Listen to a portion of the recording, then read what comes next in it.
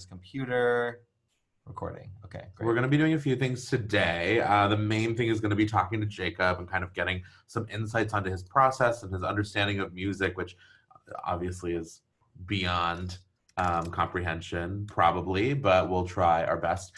And we will also go over some of the submissions that you guys gave us for I'll Be There For You for the design challenge. Yeah. Okay, so Jacob just said that he's going to be in at 12:45. So slight change of plans. Yeah. So we're going to go over all the design challenges and then probably just take some questions. I love. Yeah. Okay, great. Should we do it? Yeah, let's do it. We just roll with the punches. We could also, we have a bunch of questions for Jacob that we could just ask each other and just answer them as Jacob. Less interesting. But yeah, we could try. You can definitely ask me about microtonal pitch shifting, but that's actually something that I do because I'm a bad singer, not because I'm trying. Because you're purposefully going between the notes. Very intentional okay, so the modulation. design challenge was "I'll Be There For You," the Friends theme song by the Rembrandts. Yes, and we had some fun submissions. Oh yeah. Let's start with Connor's.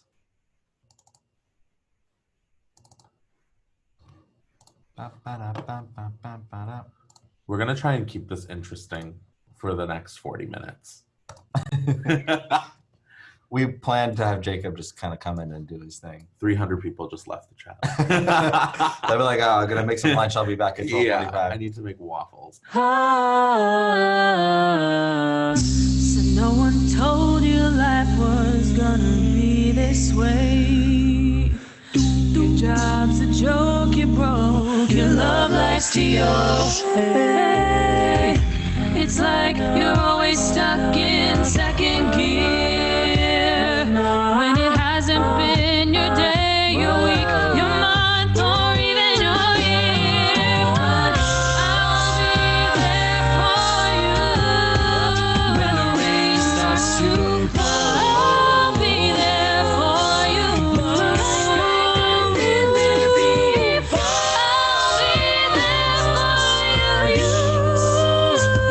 'Cause I'll be there. 'Cause I'll be there. 'Cause I'll be there. 'Cause I'll be there.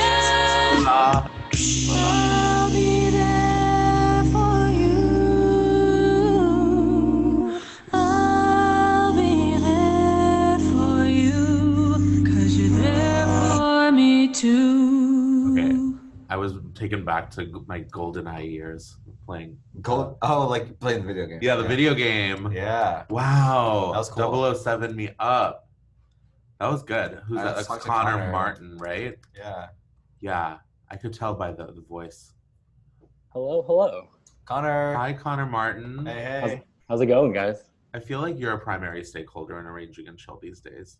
Oh, thank you. Well, first of all, a bunch of Bond movies are on Amazon Prime right now, so I've been on like a Bond song kick. But I also thought it was cool. Like, I've seen Friends way too much, so I wanted to try to do something a little bit different with the melody, because the melody is pretty similar to the actual song. I just made everything around it minor instead of the melody itself being minor. So The Skyfall melody is similar to the Friends melody? The melody. no, the Friends melody. Oh, I was It's like, the same okay. melody that he used. Right. Yeah, it's almost exactly the same. I didn't actually like change it that much. I just made the backgrounds completely different. I love. Yeah, we love that one. That was a really cool repurposing of this song and without a lot of melody modifications. Yeah. Yeah. You want to take us through your process a little bit? Like from like inception to execution? Yeah. So I think when I started off, first thing I did was I sang the melody, and I tried changing up the actual melody to make it minor, but instead I started playing at the piano. Like that's what I normally start with ideas. I just start playing chords and start singing over it. And then I kind of heard that in my head, and I was like, oh wait, this is kind of, it's the same key as Skyfall. So then from there, I just kind of build on top of that. And for these arranging challenges, it's a little bit easier to like see an arc because they're so short. Yeah. At least in my opinion, I think it's a little bit easier to like bang them out when you have only a minute to a minute and a half of time. And then I wanted to end it on like a really soft note. So I made some cute chords and stuff at the end. Yeah, That's because great. it's like a tender moment for Bond. He needs Yeah. it, you know. Yeah. And I'm hearing that you think our challenges are too easy. No. Oh. No, because when you first said the song, I was like, wow, this song, I've heard it so many times, and there's still a lot of ways you can do it. So I wanted to go this route, but keep Love it. challenging me. It's great. There's a lot of interesting backgrounds in there, a lot of cool moments, a lot of cool like little waterfall-y arpeggiations. What do we decide that these were called? Cascades or ascensions? Right. Or I call them all. yeah, I love it. What I like about your backgrounds is that nothing ever gets too boring. There's like an interesting thing that happens every couple bars, and it kind of changes textures. So it starts like with just pads, and then we go to like a homophonic Love Life's DOA, and then the A builds up, and then we kind of splits off again. So it's like you always keep it interesting, which is great. Yeah, and there are like defined sections that have like musical identities. It's not all just a wash. I feel like everything's super intentional here. So cool. Thank you. Yeah, that's another thing too. I wanted the call and response from "I'll be there for you when the rain starts to pour." I wanted that to be like a definite moment for the backgrounds. That's why they have that little run when the rain starts to pour, that thing. And that was one of the first things I put on the page was that chorus. Nice. Love it. So, that's great. Great job, Connor. Great job. Cool. Thank you. Let's look at another one. Yeah. And then we'll arrange our own. Muting you. Should we do? Let's do this. Well, now that Jacob's not going to be here, maybe we'll not do what we planned to do. Yeah, some different ones. Yeah, we'll do everything. Yeah. Okay, our next is with Katie Kavinsky. What up, girl?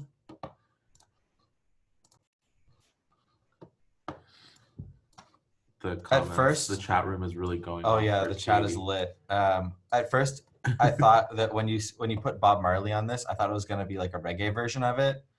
But then I realized that you just put "Don't Worry, Be Happy" into the song. So then I was like, okay, that makes sense. Here we go. 1, 2, 3, 4.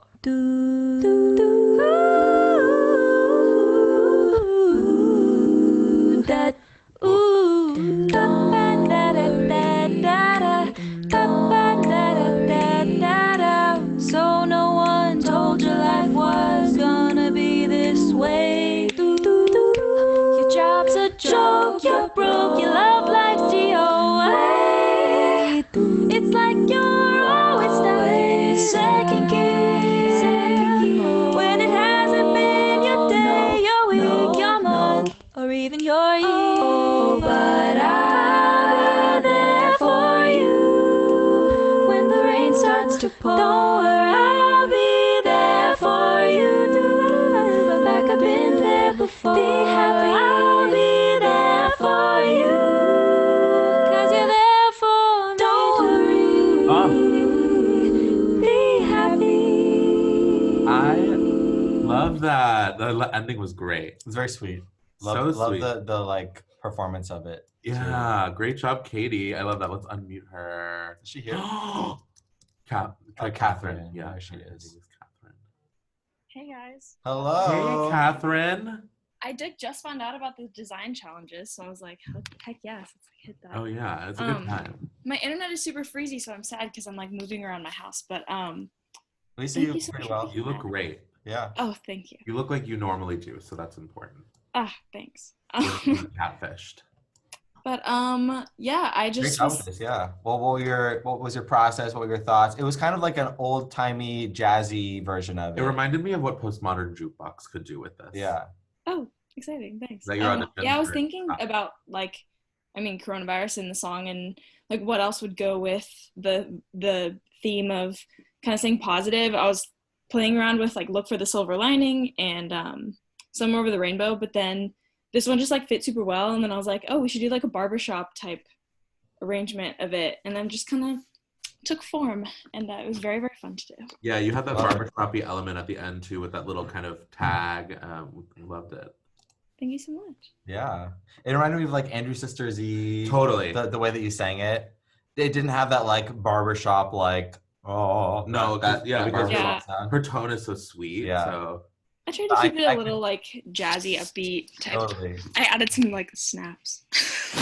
it's very cute. It was definitely a barbershop if it was performed by like a Sweet Adelines quartet. Oh, for sure. Oh, sweet. Thank you so Yeah. much, guys. Cool. Sweet. Great job. Thank you, Katie and or Catherine. Whoever that is. Okay. Let's do Daniel Morrison. Yeah. Ibtify.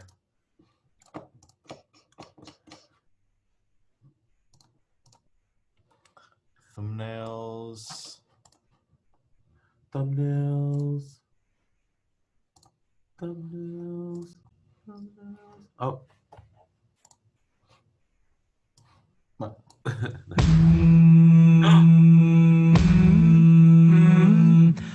No one told you life was gonna be this way. Your job's a joke, you're broke, your love life's DOA. It's like you're always stuck in second gear. It's like you're always stuck in second gear. When it hasn't been your day, your week, your month, or your year. Been your day, but you know I'll be there for you. I'll be there for you. I'll be there for you. Da da da da da da. Okay, so get this. We're in the forest. We're in the Legend of Zelda, but like in the town. But we're going into the mountain area and they're all working. Like they're working super hard. This is like the Game of Thrones version. Yeah, it's like they're oh my god. Of I'll Be There For You. I'm getting Kokiri Forest vibes going into Kakariko Village, if anybody. Yeah. Jane, are you there? Yeah, I'm right here. Wow, that was so Hey. video gamey and also Irish. Yeah, it was like folky, but also like American folk too. American folk, but the acapella section, Yeah. aka the section where you took out the rhythm, I felt was very like this triumphant, almost like kind of had this like musical theater-y vibe to it too, which I like. Yeah. Yeah, what was your like approach to it? What did you say? I'm going to create this kind of version of the song, or I'm not totally sure. So I had an idea. I had that idea for the chorus, like that, the triple time there. And then a friend of mine, my friend who produced this, suggested like a Billie Eilish style. So that I think I ended up kind of trying to meet those in the middle somewhere. Gotcha. So the first bit is much like kind of sparser and stripped down, and it's a lot less. A lot. It's a lot sparser than I normally do. So that was kind of a Yeah. Yeah, for me. this is fun. It's also like kind of choral in a way. Oh, did I say fun? I didn't mean fun. I meant like this is like cool. No, I know. I wasn't. Oh no, I just thought I was about also just saying that it had like some choral elements, the way that the lines were overflowing in like kind of a storytelling way. Love life. It was so like so like kind of anthematic too, and it felt like a group of people like working together on something. A lot of narrative here. A lot of narrative. Great job. Maybe they're like praying for the rain to come or something because it's like they're like working so hard on their like woodland things, Yeah. like lumber and stuff. Awesome. Important, Thanks, Ed. Important. Just a quick reminder: Jacob Collier has not come and left. He will be here at 12:45. Oh, people are asking. Yeah, Peeps is asking. Yeah, Jacob Collier will be here at 12:45, and then we will Jacob continue things. the Jacob things. But we can talk to Jacob's iPhone anytime. All right. Thanks, Daniel. Thank you. Great job. We're getting fan mail. From what? The Connor Martin arrangement was life-changing, and I need it on Spotify. Oh my God. So Connor Martin. Oh, yeah. Throw that up on Spotify. I'll also post all these on the Arranging and Chill group. Okay, so we did Daniel, we did Connor, we did Katie. Let's do Harry. Yeah. Is this the ska one? No, Oh. check that one. What is LL Gang? What is that? Like LL Cool J? Something's happening in the chat and I just don't know. It's chaotic. It's just, yeah. Chat room Okay, chaos. here we go. Okay, I also love that someone named Harry Castle does a spooky version of this. It feels right. Yeah. Feels right. Boop, boop, boop, boop, boop. There it is. Okay.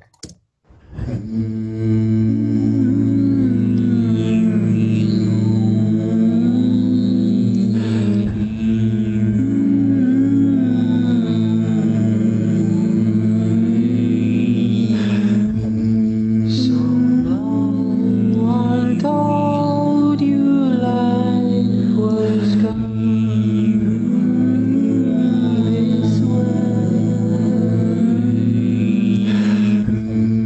Your job's a joke, you're broke, your love life's the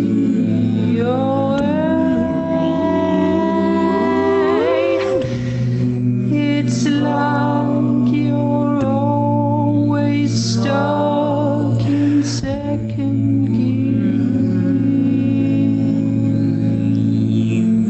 When it hasn't been your day, you're weak, you're not even your hero.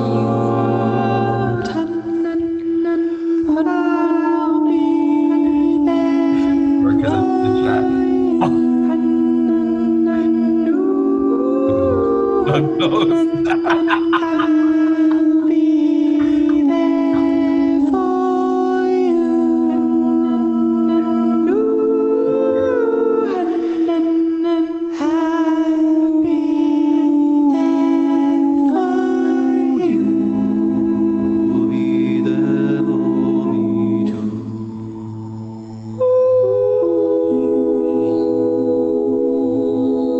I don't think I will ever be able to get this out of my mind.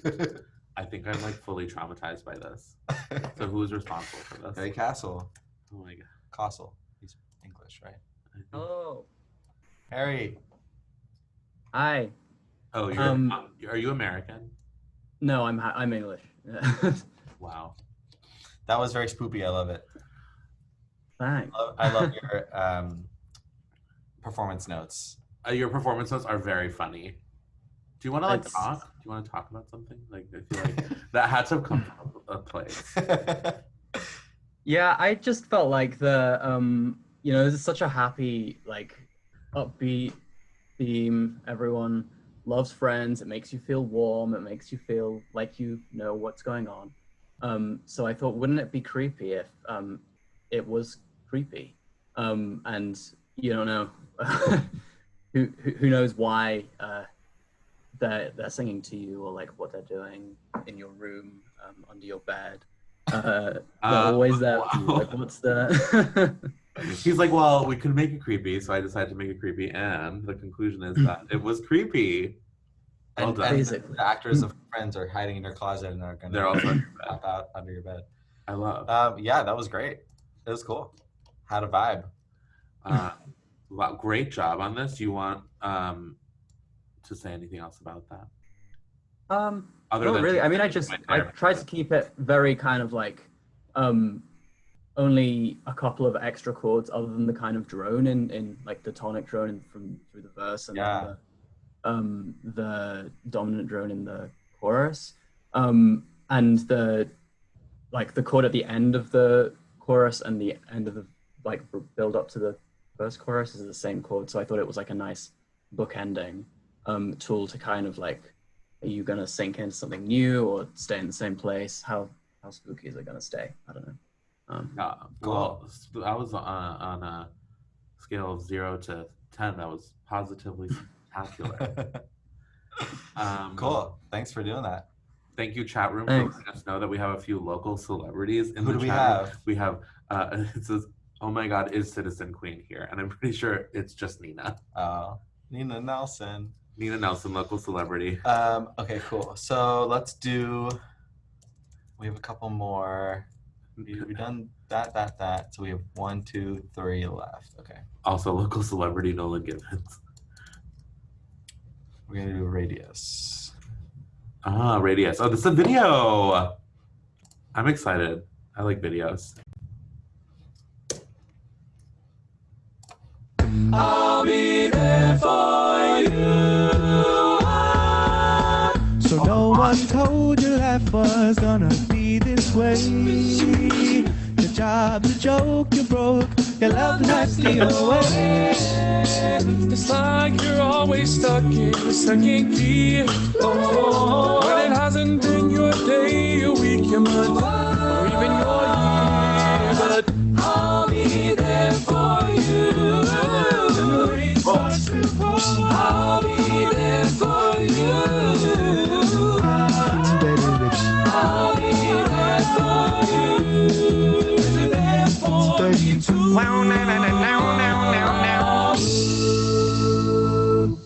I love that. And they all wore the clothing. I mean, the styling was on point.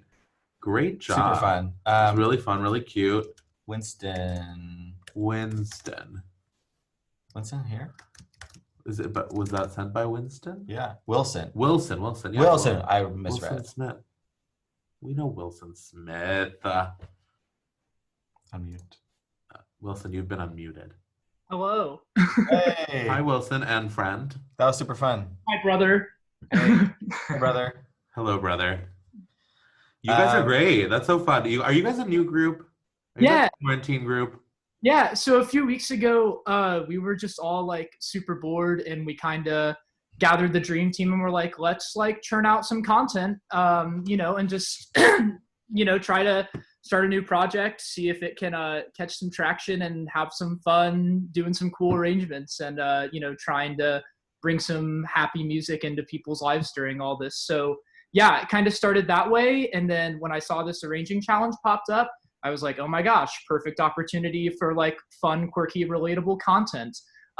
So I tried, for that reason, I kind of tried to keep the feel and like a lot of the qualities from the original, but also just adding some like fun vocal lines, kind of catering to the different voices in our group to spice it up. I always feel like, when you're arranging like a TV theme song or something so embedded in culture, it can have a little bit of like a meme connotation. So I tried to kind of make it a little bit like, I was like, let's see if we can make the Friends theme song a bop. So that was kind of my motivation for all of it.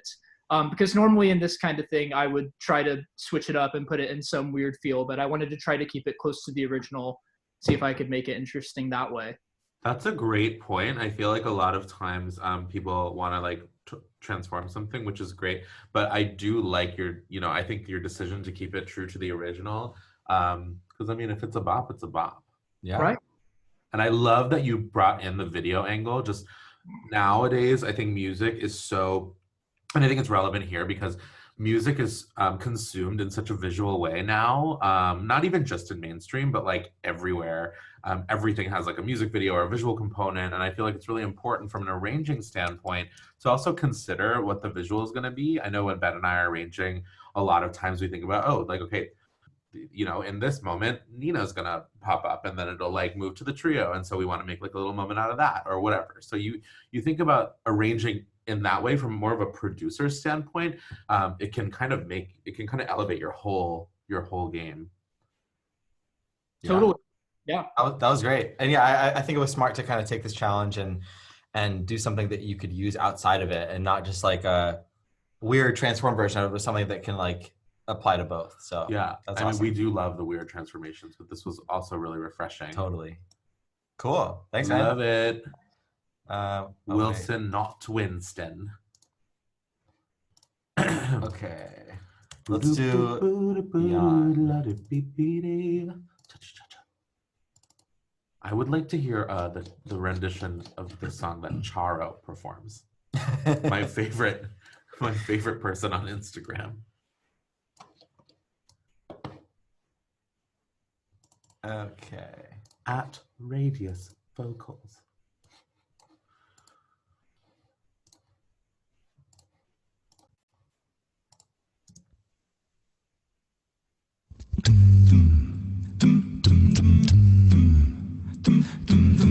So no one told you life was gonna be this way. Your job's a joke, you broke, life's the way. But don't start mixing truth with jealousy. When it hasn't been your day, your week, your month, or even your year. Oh, Monica, just remember, we're on a break this time. Monica, so many storylines, but they went and left them all behind. Smelly cat, what are they feeding you? Smelly cat, it's not your fault, but I can't do this all on my own. Yeah, I know Superman. Whoa, I'll be there for you. I'll be there for you. Like I've been there before. I'll be there for you. When the rain starts to fall. This is nobody's turn, so singing this song. That would be really late. Bonnie Sensor. That was really good.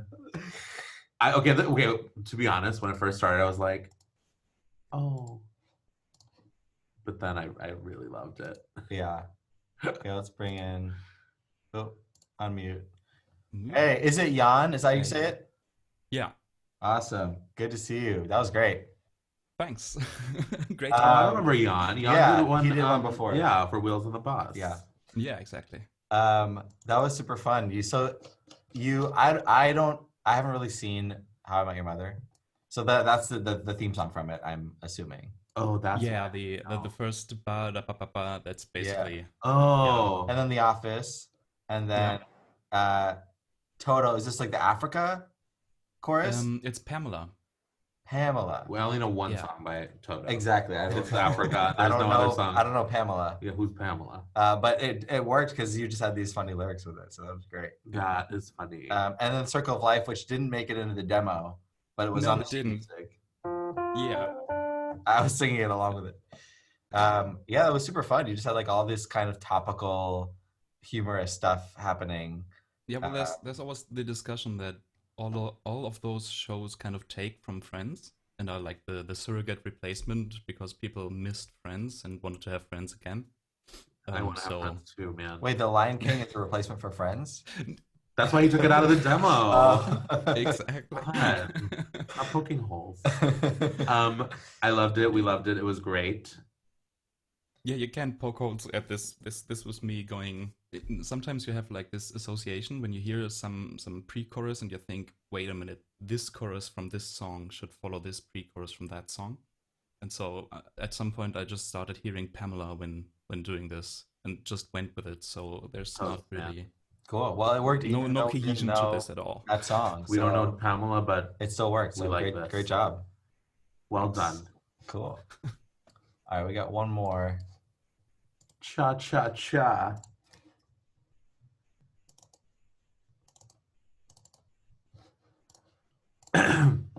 I'm sure Pamela is a great song, you guys. I don't know it. Do other people saying they know it? My parents are foreigners. I don't know. My parents are not foreigners. I don't know it. Yeah, well. 1, 2, 3, 4. Oh, yeah. No one told you life was gonna be this way. The job's a joke, you're broke. Your love life's the away. It's like you're always stuck in second gear. Well, it hasn't been your day, your week, your month, or even your year. I'll be there for you. I'll be there for you. When the rain starts to pour, yeah, I've been there before. And you're there for me too, so I'll be there for you. I'll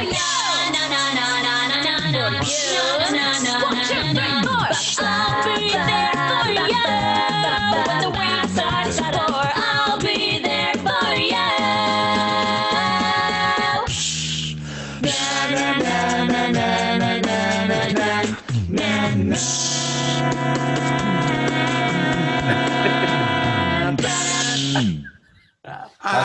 is my favorite thing. Okay, that is hilarious. That is my favorite thing. I so, loved this. Little known fact, I was actually in ska bands as a kid. Yeah, you were. I was in a band in high school called 11D, and I was in a band at camp called Yummy Ska. Remember that one time at band camp? I do. You were in a ska band. I was. Shamoon. Yo, Shamoon. What's up? Did you just sing, or did you just? It cut in, and it sounded like you guys were going "Banna." Yeah, it totally was. No, it was. They were listening to something. That's just our lives. There's a lot of singing in our house. That was so much fun. That was amazing. I'm so glad. So I've always wanted to do like a ska a cappella arrangement. For anyone who's like not heard this genre before, it's like a combination of punk rock and like sort of islandy horns and guitars. We'll call it calypso. Yeah. Reggae meets rock punk. Yeah, it was great. It had all the like different kinds of like ska breakdown moments. Yeah. It had the like upbeat and it had the little halftime and and then it had the little kind of reggae-ish like rappy vocals. It had like the punky vocals. Who did these vocals? It had the horn. They did. It had the horns. It had the horns. Ba, ba, ba, ba. And it was all super authentic to the style, which you guys always nail. I know, they really do. So I love that. So you guys, what did you take inspiration from? Who are your favorite ska bands? Oh, don't get us started. So like, Goldfinger, Catch-22. I love Real Big Fish. I love the like silliness of it. RBF. Less Than Jake. Mighty Boston. Both of us channeled our like mid 2000s suburban angst, teen angst into like ska music. Yeah, so good. You guys are great. Also, I just want to quickly plug Business Casual. You guys are so good. I recently stumbled upon a music video that you guys released where you guys all look like Scooby-Doo characters. It's so good. Thanks. Thank you. Yeah, check it out, YouTube. Make my dreams. Somebody dropped the link into the chat box. So that's the kind of plugging that I think is appropriate. Totally. When I say it's okay. Well, thank you. Thanks you guys so much. Yeah, thanks for giving us an excuse to live out Jacob's ska cappella dreams. Oh, of course. Yeah. That was awesome. I love it. Well done, you guys. That was a really fun one. That was great. I want to listen to it again. All right.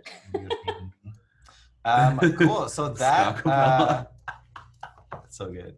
That ends the ones that we're gonna show for today. So until Jacob gets here, ask us some questions. Hit up the chat. See if we can answer a couple cues. I'm shocked that 300 people did not leave. Give some A's. Maybe they did. Who knows? No, they didn't. I checked. They're like, okay, I guess we have to put up with some of Sean's and Ben until we can get to Jacob. What's your favorite cheese? My favorite cheese is... Oh, God, no. I will tell you what Ben's favorite cheese is. Cabo, oh, God. Sharp cheddar. I order it in bulk because a lot of places I can't get it right now. So I order it like straight from the farm from Vermont. Okay, Ben literally orders 10 blocks of this cheese. 10,000 blocks of this cheese and just has it. And once I went to go eat some of the cheese and he goes, would you mind eating the other cheese? And I was like, excuse me? I had other cheese that I wanted to get rid of. It wasn't as good. It was rude of me. Well, I have standards too. Yeah. What are our goals, short and long term? It's to survive quarantine. Oh my gosh! Wait, stop the questions. There are too many. I'm a Slytherin, and so is Ben. Yeah. I'm like a Gryffindor leaning Slytherin, and I think Ben is a Ravenclaw leaning Slytherin. Yeah. What plans do you guys have for Citizen Queen during quarantine? Oh, girl, we're doing some little. Well, I guess we can't say. Really say what we're doing. But we're doing some stuff. There's some stuff. We're doing stuff. We're working on a big album for them. Citizen Queen is like recording an album. It's going to be awesome. It's all original music. And how often do we arrange for Citizen Queen and Acapop? I don't know, like whenever we need to. When So, like, when we're called upon to do so. yeah. What's your favorite color of the alphabet? Yes or no? Yes. Obviously. I think no. We do live together. We are roommates. And That's why we're not social. We're so close to each other. Yes.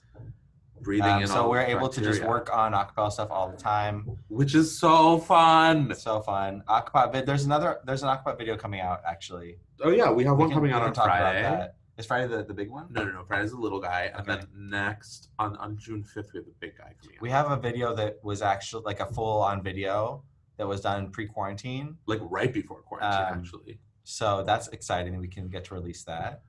Oh, it's probably our most vocally dynamic song to date, I would say.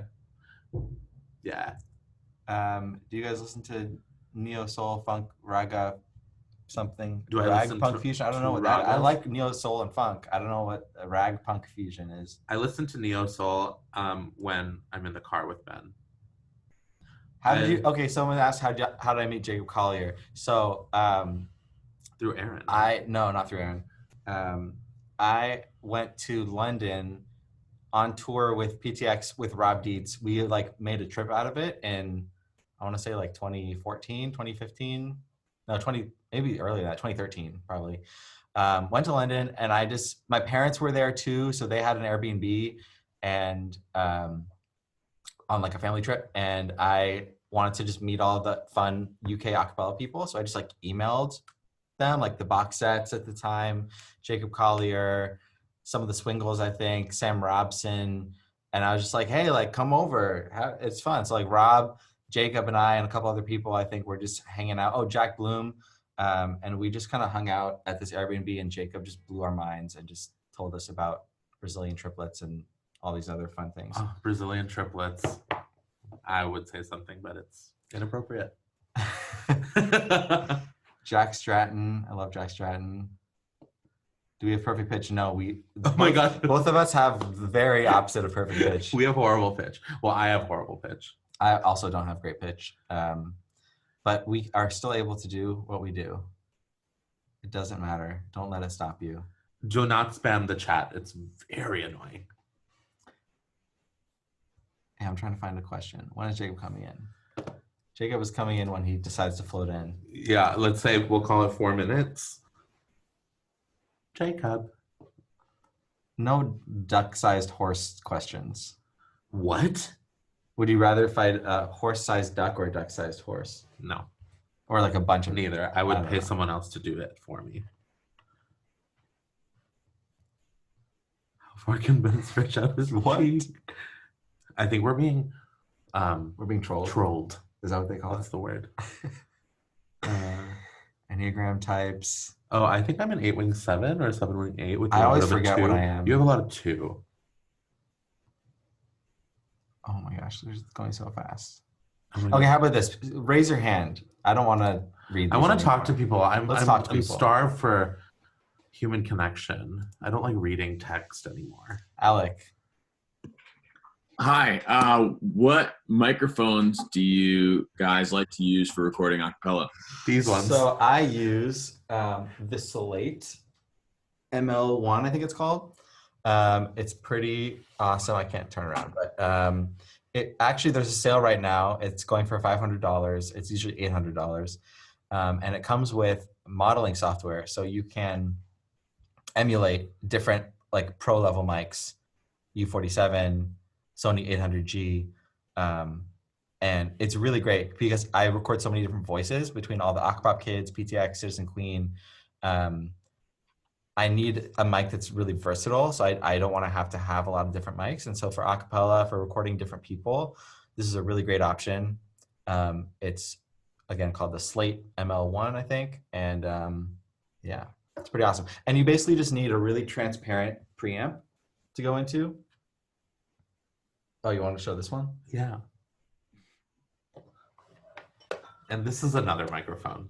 Do you know what it's This called? is an SM7B. I know what it's called. Yeah. So like this one is also another microphone that you can use.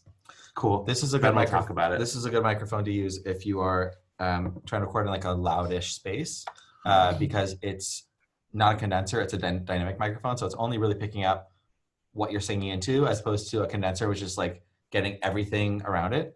This is more directional. So if you're in a loud space, this runs for like $300, $400.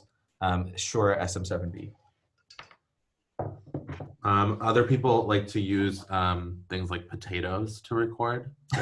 We found that a lot of people have been using potatoes to do their box videos. So, also, you can get those on sale at the supermarket.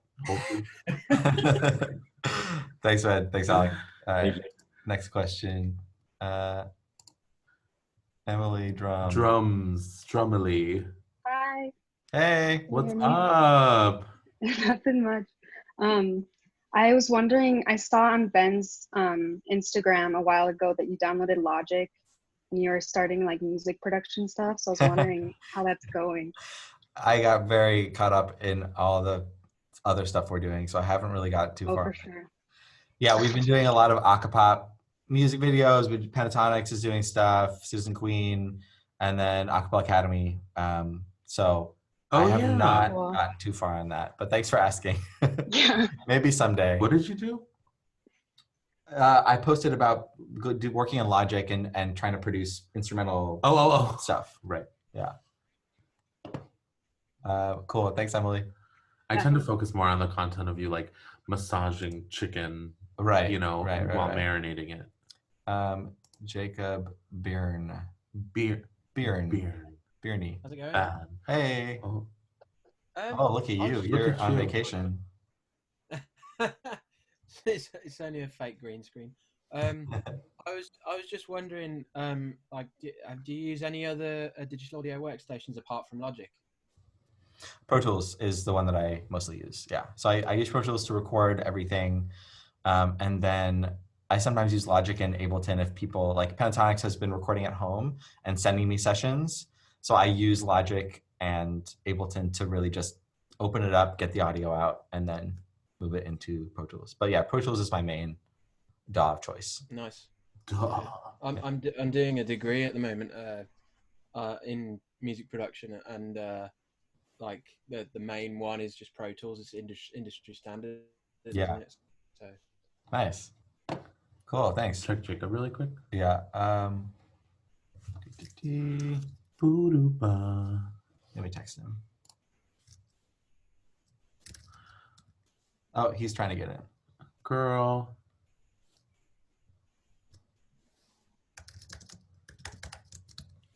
Let's do it tomorrow. But everyone just stay in the chat until tomorrow. Okay. Oh, there he is. Hello. Jacob?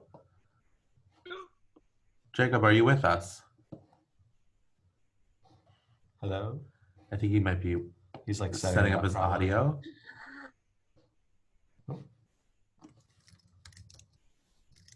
Was that Elmo Jacob?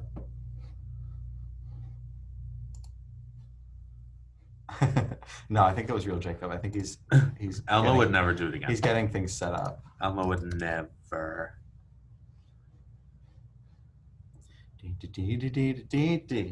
All right. All night. Elmo, better watch out. Let's do another question. Yeah.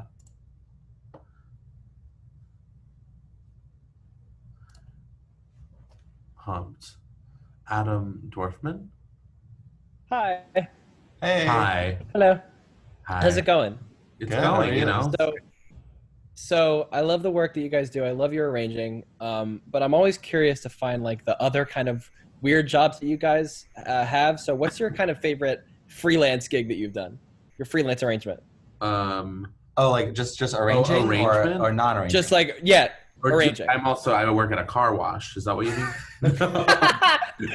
No, your favorite like arranging that's like outside of pentatonics or acapop or anything like that. Yeah, nothing? Oh, Nor'easters for me. We did Ancestry.com. Oh, You think that was her What? favorite? No, not favorite, but it's like an interesting one. It's just Ancestry.com. Yes, we did a version of America, My Country, 'Tis of Thee for Ancestry.com. I need to see this. No, you really don't. It'll come out soon. Weird, like I've done a lot of the weird stuff. I did just like a can't- weird You know like what I an did? award ceremony where they had to do like specific, it was like the environmental green friendly awards, and I had to write like all of these things, like all these little jingles for like best, like most, green friendly elevators, and they were all like little songs. It was horrible, but Yeah. Wow. And I did this weird, it's not arranging, but it was I was vocal coaching like a sizzle reel, which is like a preview you do for if you're trying to make a TV show for these people that do voices, and they were trying to put together a song of them all singing the same song in different like impressions. It was very bizarre. It's pretty fun though. Wow. Yeah. Cool. Thanks. Maybe I will take up a job at a car wash. Maybe. Times are tough. Mute. Okay. Checking in on Jacob again.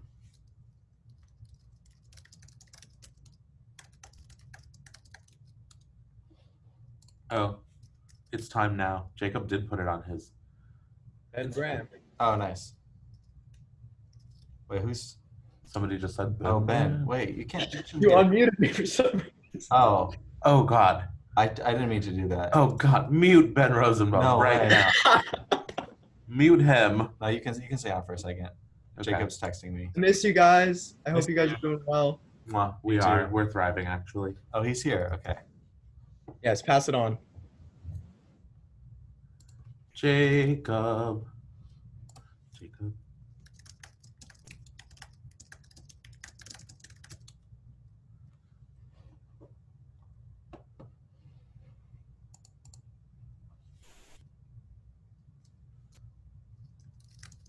Oh, JC himself. There we go. There we go.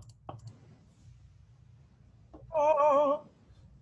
There he is. Hey, JC himself. Hi. What's up, you guys? How's it going? Welcome to Arranging and Chill. Yeah, thanks for having me. This is really cool. I'm very excited. We love your hat. I love the hat. Thank you. Yeah, it's been a sunny day, so I was just, protecting my skin. Yeah, For is it completely bright out at 8:45 p.m.? Yeah, actually it is. Weird. It's getting dark around 10 p.m. Oh wow. Yeah, you're further north. Yeah. It's wild. It's how's it going? Oh, weird times. Adam You've been busy. Backdrop of Adam here has put a backdrop of my face being warped. And it's Oh yeah. I love it.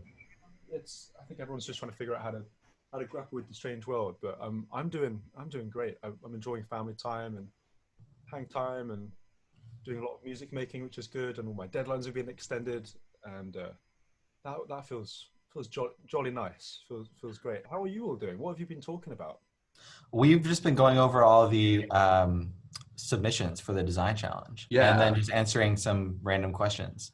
But now that you're here, we'd love to just dig in. We have a bunch of questions for you, and then we talked about maybe having you either arrange on the fly something or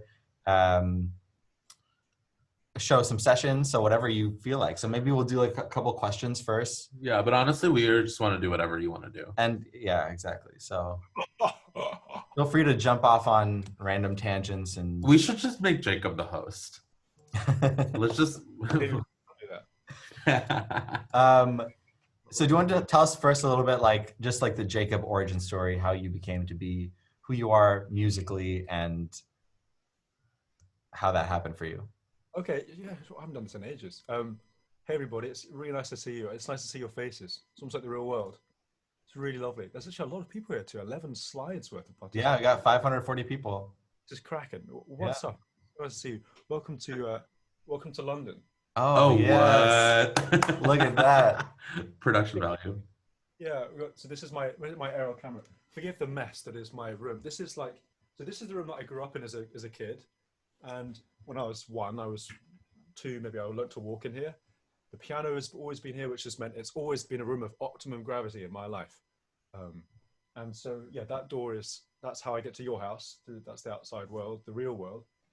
And in here, I've just been mucking around for 25 years and counting. And it's a really wonderful haven. I feel very, very lucky to have it, especially in quarantine.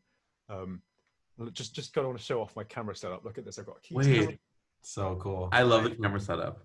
And can you guys hear that all right? Yeah. Zoom into call with the night. Well, that's good to hear.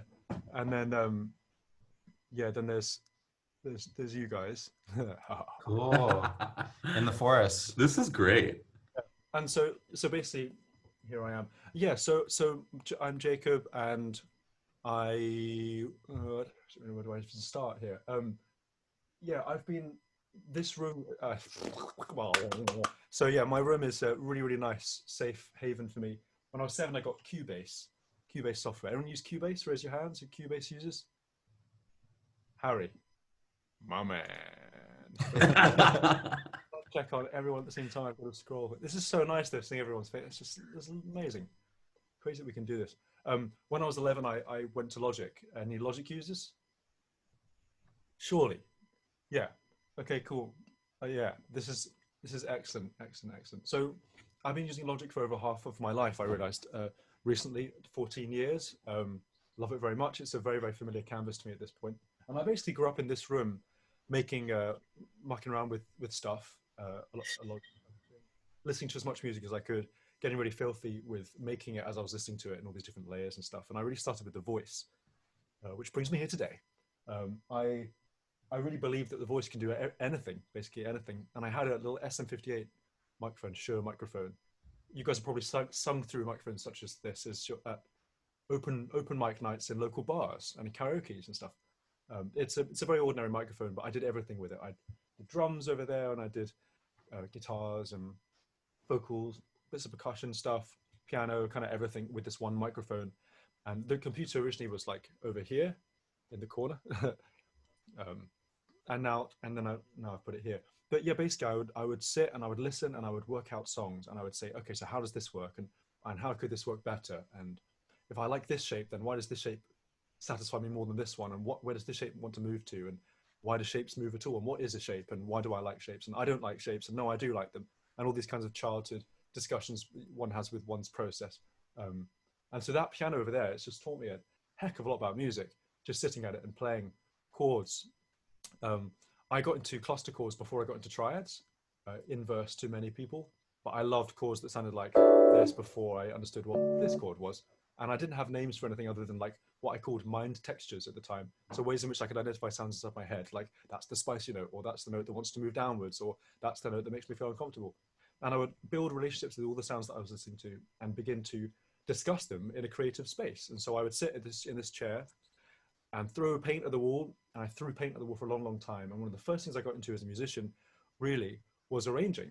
And a lot of my compositional techniques I learned from arranging, which again is a little bit inverse to some of the traditional means. But I would take a song that I knew, and in my sort of impatience to stretch things, I found that an easier exercise than writing something, because trying to stretch something and invent it at the same time is exhausting work. And so I found that taking something that existed that could withstand some Jacobian stretching and stretching it happened to be a nice way of sort of expanding a language. And so I would take a song and I would think about harmonization. In fact, I really thought about reharmonization first, and then I thought about harmonization later. And you know, I stretched things as far as they would go. And one day I realized that youtube.com was accessible from my home. And I went upstairs and I took an iPad 2 that belonged to Sophie, my younger sister. And I borrowed it for a few days, much to her dismay and whatever. And yeah, I began to film videos to go with the things that I was making, which were these sort of multi-layered mosaics of Logic sessions. And I started to film things. So I filmed a face and another face and another face. And I got into memorizing what these faces had to do in terms of music. So, you know, if there was a pyramid, like a pyramid, then you would memorize what division of the triplet it would go doom on, and it would all be live and it would be really exciting. And so I would record the song, the arrangement, the track, and then I would film it. And then I got my hands on some video editing software. It was actually called Final Cut Express. I wouldn't recommend, but it was all I could get my hands on. And now I use Adobe Premiere Pro, which I would recommend about 68% of the time. And since then, I've been consistently inventing content, and by accident, I have a career now. That's amazing. Amazing. Quick question, but before that, are you able to turn your volume up on your end, your mic input or anything? How's this? Oh yeah, I think Better, better. yeah. That's great. Oh, yeah. Oh, now we're talking. All right now. Yeah. Amazing. I mean, yeah, that's so interesting to hear about your this kind of journey, the early stuff, and I really love how you talk about the fact that you weren't like so bound to like the academia of it. You really started out with the way that you were feeling emotionally. I think that's really cool, and I think a lot of people in the contemporary a cappella world and the scholastic a cappella world also kind of fall into it that way because they're like, oh, you know, this is how music makes me feel, and that's why they develop an interest in arranging. I think a lot of us are also a little bit bound by our education, and it seems like you kind of fell into music in a way that was free of all that. And do you think that's been an advantage to you, like just seeing music from just falling into it the way you did? Yeah, absolutely. I had a really weird relationship with education, which I found to be an interesting exercise. I mean, education works best from the educator's perspective if people are organized and do the right thing all the time and do the things that are sensible. And I think in my life, I found things would be exciting if I didn't do that all the time. Sometimes if I did that, but I think that me and education sometimes got on, but it wasn't. We were never like really joined at the hip. And I suppose by the time I started my musical education, I'd already decided that I hated music theory, and I just hated it, and I wasn't going to be interested in that. And so that was decided. And I went in basically thinking like, all I want to be is fed by sounds that I like, because, you know, I loved sounds and I didn't really particularly like organizing them into other people's theories. I like making my own theories up. So I make up names for sounds, a lot of which were quite strange, but I found that, yeah, when I was in education, there was a lot of narrowing down of perspective that sort of needed to be done for me to be appropriate. And I think that it's a really healthy exercise as a young person to learn the relationship with that voice, because there's always going to be a voice that tells you to be a little smaller than you really are. And I think that the friction between the real world and that voice, like your actual infinite sort of energy, and then the world of that, is a really important friction to learn how to alchemize from. And I really found that while I was in education, it was fine to push and pull with the rules and stuff. And then once I left, I was really able to smash, and it was really exciting to leave, even though I loved being there. And there are a few things in education that I really loved. That's, you know, specific teachers that I would obsess over. There's one teacher whose name is Barak Shmuel, who taught me a lot about rhythm. He's like a sort of rhythmic mastermind, and he taught me about swing percentages and about things that lilt, and also about negative harmony and just intonation and all sorts of concepts that I really, really just was bowled over by as an 18-year-old. And so that was kind of the first time that I found satisfaction in thinking about music from a more of a theoretical perspective, I suppose, because before then it just meant doing grade 5 theory, which in England is just like a very frustrating exam that you have to take if you want to do above grade 5 as a person being examined. We go up to grade 8. Do you guys have grades like grade 1, grade 2, grade 3? Not school grades, but like musical. Musical grades, no. Yeah, so we have this thing in England, which is like a way of sort of qualifying yourself as a young musician, is that you can take grade, like I'm a grade 6 trombonist, you know, or I'm a grade 2, you know, marimbist, or and so, you know, I did my grades on as a singer. It was the only thing I really studied as a young man, was how to sing. When I was about 8 to 13, I studied how to sing classically, and I sang in some operas, and I really fell in love with that whole concept and the chords that I heard in people like, there's a composer called Benjamin Britten. I don't know if you guys are familiar with him, but yeah, I see some grins and nods. This is excellent. Yeah, cool, party.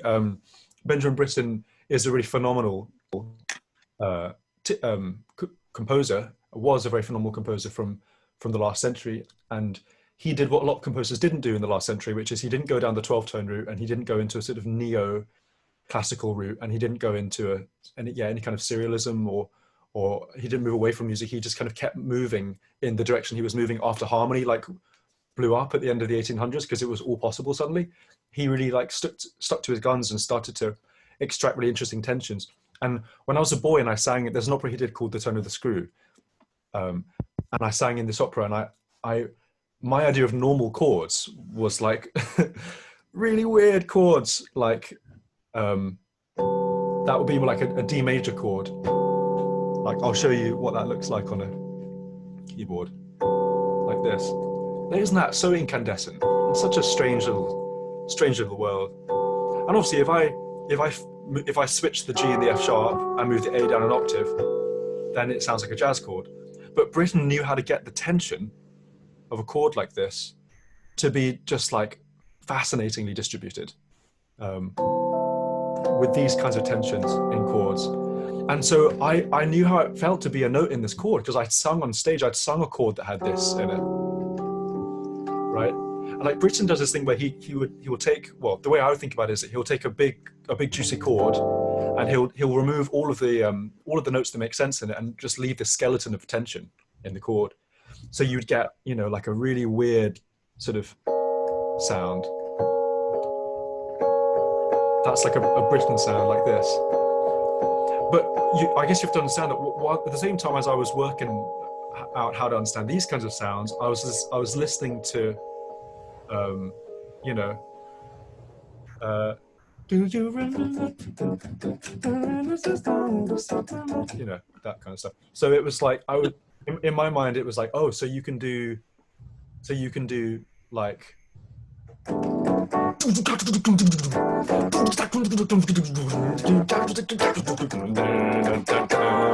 in the same breath as you can do, and it's like, okay, that now we're talking, like now we've got ourselves a vocab. And from there it just kind of happened. I don't know how it happened, but it was like Earth, Wind and Fire meets Bjork, kind of Britain, Bartok, and then like Take Six was thrown in and it got crazy for a bit, and then there was like Django Bates that I got really into, and like Willem Simcock and Meldau and all these weird people that I loved everything, and I rejected nothing in my kind of process, I guess.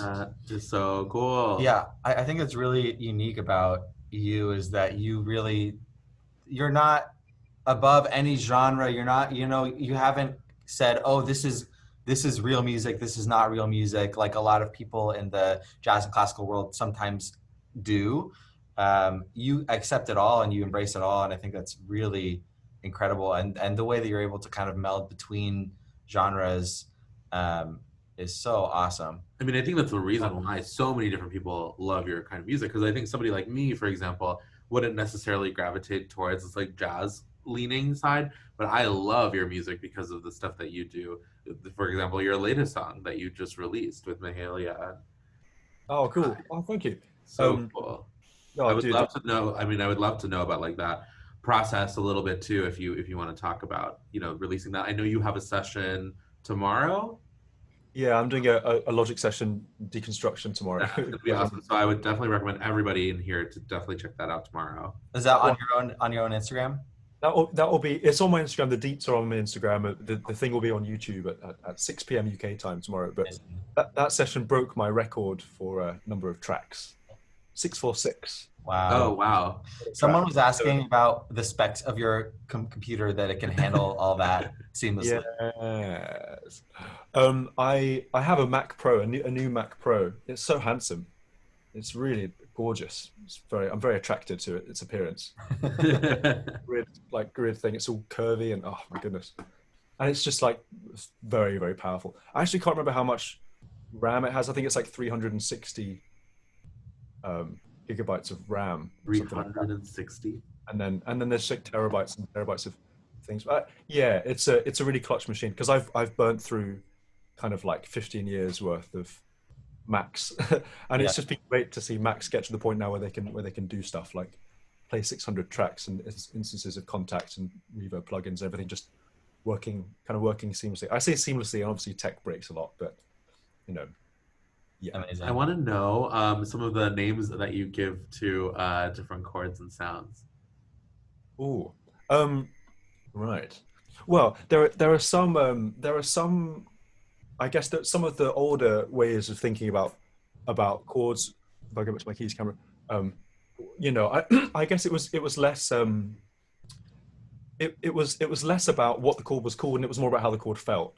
And I guess more recently, if I give a name to something, which I guess try not to do as much as I can, because once you label something, then the thing loses its potential to be unknown. And if something is unknown, it has infinite potential. And if you know it, then it stops having potential. So I try not to give labels to too many things unless I have to. But you know, nowadays, I guess I've enjoyed. It's just sort of extending the uses of sounds. Like one thing, for example, it arranges unite. Dominant chords like G7, for example, one of my favorite chords ever. G7 can take you to many places. Traditionally, one of them is C major. It's very nice. It's very simple. This note moves down, that moves up. Very little movement is necessary. And so the way that I would understand that chord before I knew it was a dominant chord was, oh, it's the chord that intangibly feeling blah, blah, blah, moves you to something, you know. And when I got interested in voice leading, by which I mean notes moving between each other in satisfying ways, it became obvious to me that dominant chords were really colorful and powerful. And that's when it clicked. Nothing clicked, I just had to say that. So yeah, triads. What I realized is that triads were important. And again, as I tell you, triads didn't really occur to me until I got bored of cluster chords. Because cluster chords for a long time was all I ever really needed. All day long, I could sit and play these kinds of chords. And I would move one note in the chord. I would Jacob, move. can you turn the keyboard up a little bit? Yes, I can. Awesome. Okay. Oh, that's just, is that distorting for you guys? Yeah, a little less than that. Okay. That feels good. Yeah, that feels good to me too. So I would play a chord. I would say chord, and then I'd move one note in the chord.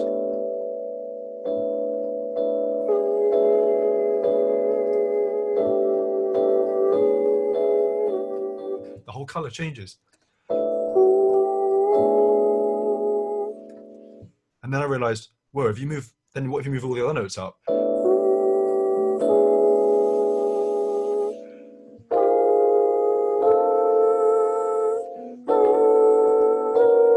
And now we're talking, it's like colorful stuff.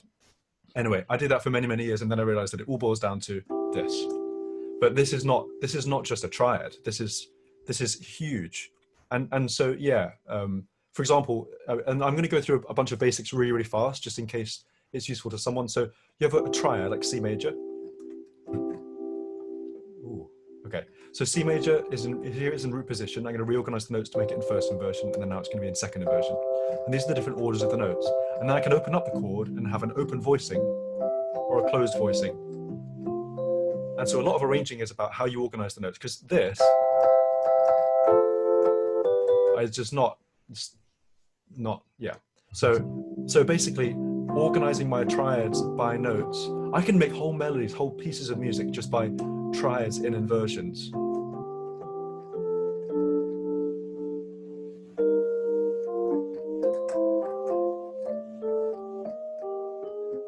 It's just triads.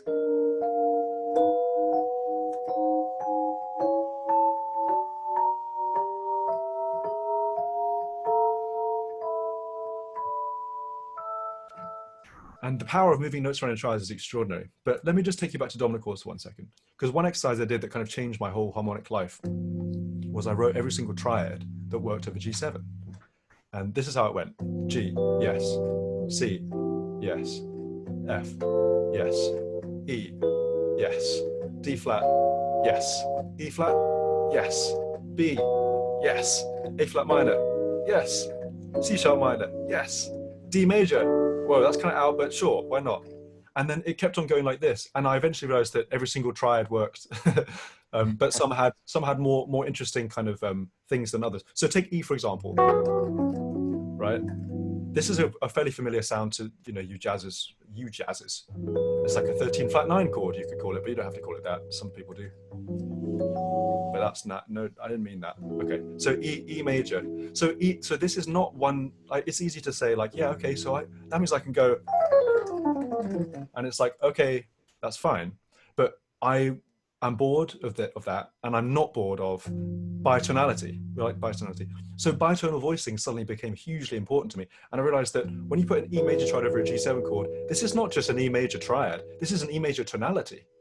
And what is a tonality? Well, a tonality is gravity towards a place. It's nothing else. It's like an idea. It's a feeling that guides you back to a place. So E major, let's be in E major for a second.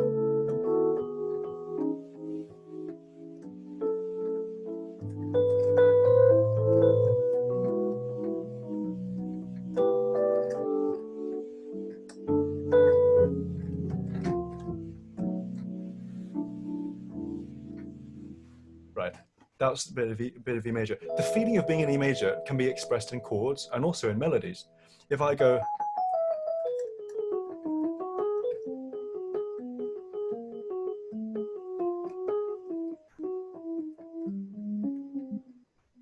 that is in E major. If I go,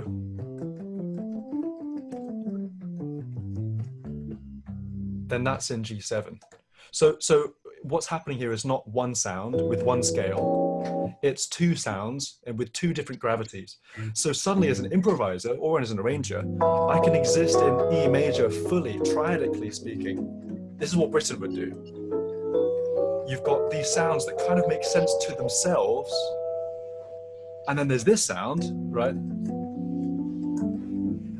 Which can be in a way more like gospel related place, maybe. And then you've got, and this is just wild. So suddenly you've got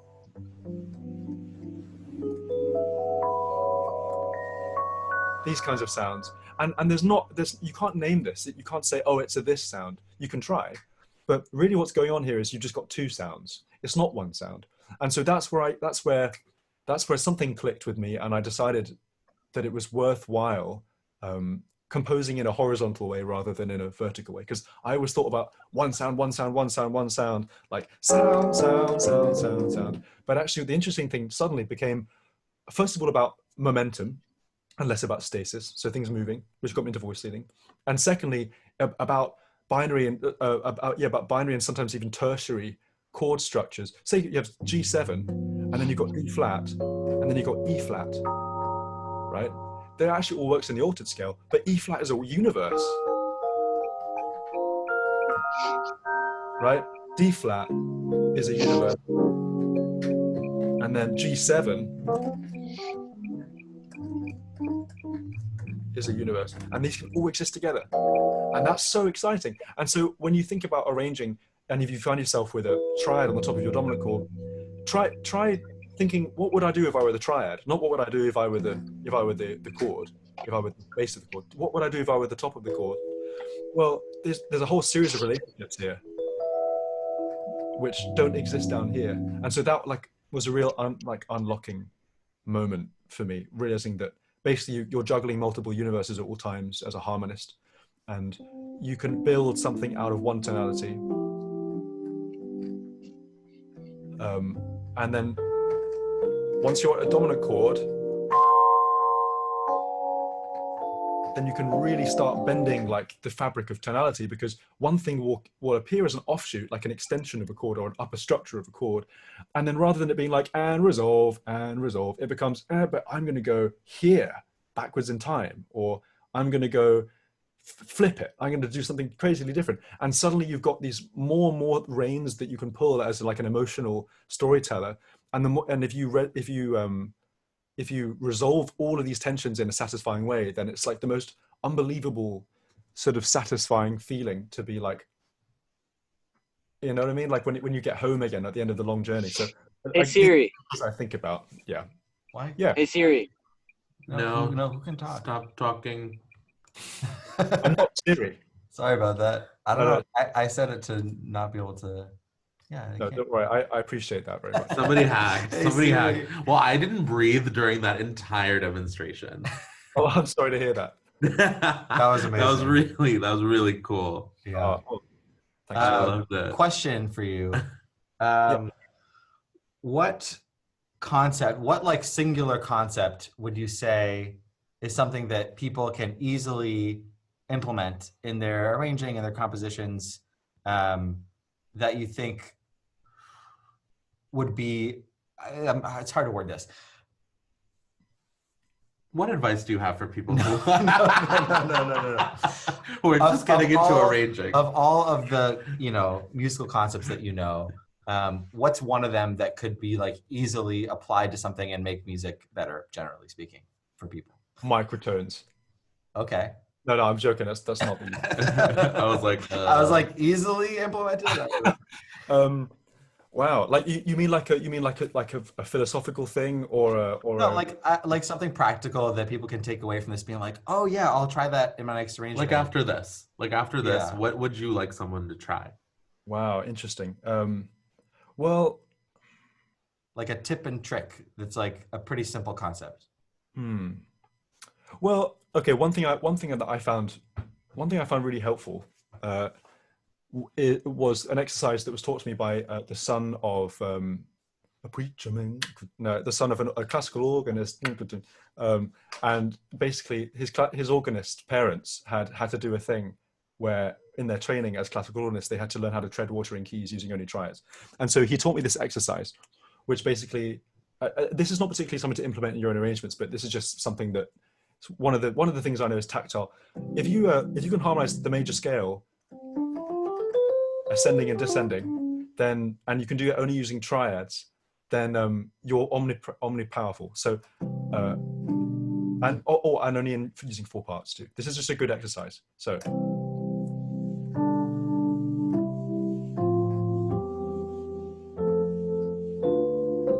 Very nice. Cool. And then you do 2 chords per note.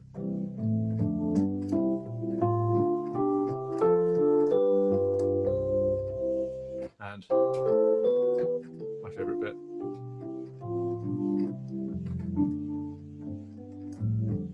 And if you try and stop yourself from adding all the notes in, if you do that in every single key, as I did for a year as I was getting over a breakup, which is the best possible medicine when I was about 18, I just did like, all day long. It was like a really good exercise, because then I was able to tread water in every key triadically. And if you can do that and you understand the power of voice leading with triads, then I guess you've proven yourself for chromaticism. And once you're into chromaticism, things get much more interesting. So I would say definitely practice, even if you're not doing the major scale, though it is a very universal concept. Practice arranging something in 3 parts only and being as descriptive as possible with each of these voices. And try to tell stories within those kinds of limitations. I think that That's a really good piece of advice, I think. Yeah. Another thing is just sing everything that you arrange. I know that's kind of obvious, but like I had to sing all my arrangements so hard, and I had to sing them I had to put myself through singing all of these parts I've written that went, and then eventually I realized that like it was nice to arrange things that were singable because they were satisfying to sing. And so just as an arranger, or whatever your vocal range is, you should sing all the parts that you write and maybe even multi-track them. At least that's what I did, and it really got me places as an arranger, having to put myself in the shoes of the performer to a point. So I think that if you're arranging in a void, like to some other people, and you never interact with the arrangement yourself, then you're never going to fulfill your potential as an arranger, because you're not the one who has to do it. And I think there's one thing I've learned as a musician overall, like being able to see and qualify your vantage point, no matter what it is, as a mixing engineer, as a recording engineer, as a timpanist, as a pianist, bass player, drummer, guitarist, arranger, as a composer, as a live performer, as a masterclass giver or whatever. Like the more vantage points you have of your ideas, the more watertight they become, and the more you kind of wheedle out the stuff that doesn't matter too much. So, the more you can do the things that you're talking about, the more you can sing the arrangements that you're making, the more you'll kind of learn about it. And a lot of people ask me sometimes, like, hey, bro? They'll be like, hey, what's up, bro? And I'll say, hey, what's going on? And they'll say, well, how do you find your own sound? And I often just say, well, the quickest way is to sing, because no one can sing like you. It's just very, very simple. If you sing in your music in some way, if your voice is part of the fabric of your music, in some way, even if you're not the singer, you're not the lead singer, then it will sound like you. And it's a liberating realization that you can be, that your voice as a human being, your voice has value. in every level, in every level. So even if your voice is like when you open your mouth to sing, it's still worth using it, and it's still worth learning about how your arrangements feel to be sung. That is a good. Yeah, Amazing. that's absolutely amazing. I thought it was interesting you talking about kind of like your, the way you thought about music, like kind of as you grew up. What is some kind of, maybe like something that you've learned recently or more recently, kind of as your career has really taken off in the past few years? What have you learned recently that you wish you had known before, if anything? Oh, great questions. I wish I hadn't felt guilty for doing more is more when I was younger, but I was made to. I wish I'd realized that if you do more is more for long enough, then you realize what more really means, and sometimes it's less and sometimes it's more. But I found the voices being like, do less, very irritating and very like to a point helpful because it made me realize I had a resistance towards them, but also unhelpful because it was just like, really, all I do is I just want to go now, fast, big. Well, also, so I think I hadn't held myself back, and I guess I didn't really, but I think that I wish I hadn't taken those voices too much to heart, because I've realized the value in simplicity firsthand, which is so much more valuable than secondhand. So if people ever tell you like less is more, or they might even tell you like that's not very appropriate, or this is the way this is done, or something like that, I think those things are always worth learning firsthand, and most of the time they're either wrong or aging. So I guess that's yeah. I mean, I think you were in the interesting position of kind of developing kind of publicly, right? Like you mean fan response or people who would comment on your videos. From so, fans, but you were to friends to teachers. I mean, really, I think it was teachers at school who would be like, "This is just not tasteful," or "This is," and it was helpful. But I found myself in a situation creatively where I kind of had a gravity towards a thing that took care of itself when I let it be. But when I was trying to control it, it didn't take care of itself, and it was trying to be something, and that was very, very suffocating. And I think it is for lots of people. And sometimes you have to let yourself be very, very chaotic, or very, very simple, or very, very dishonest, or very, very ugly, in order to learn what that means. Because then you really know, and when you really know, then you're so powerful, and you're able to draw upon a big palette. And obviously, I'm learning all the time about the stuff, but the more I can keep myself on my toes and be like, I don't really know, then that's always the magical zone, So I think I've learned, I guess, as a segue, I've also learned that quantifying things doesn't always help you. I used to think that if you felt like you could understand everything in some way, then you would know about everything.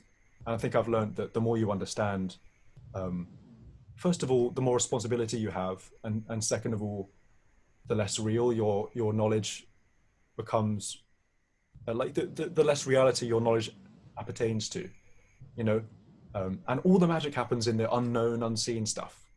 And I love trying to quantify it, and it's really a good game. And so for example, when I wake up in the morning and I'm feeling creative, I when you buy a microphone and it comes with a little sheet of, like a fancy microphone, it comes with a little sheet of paper with a frequency response on it. Like, this is what this microphone is good at picking up. Well, every morning when I wake up, I feel like I have an emotional frequency response that I really want to measure. And it's like, oh, so it seems like emotions in this zone kind of really, really, I feel a lot today, or emotions in this zone just are unmoving to me. Or I'm really, I'm very, very moved by, like, I'm having a Bon Iver day, or like, all I can listen to is Cannibal Corpse or whatever. Like, you kind of diagnose like your tastes every day and try and create with them. But I find that sometimes by trying to quantify those things, the more you try and quantify them, the less you're present. And it's a very, very simple idea, but I think that I'm learning how to let go of the certain things and open it up into more of a structure that can be helpful. So like, it's a bit like the difference between the altered scale and extended tonalities.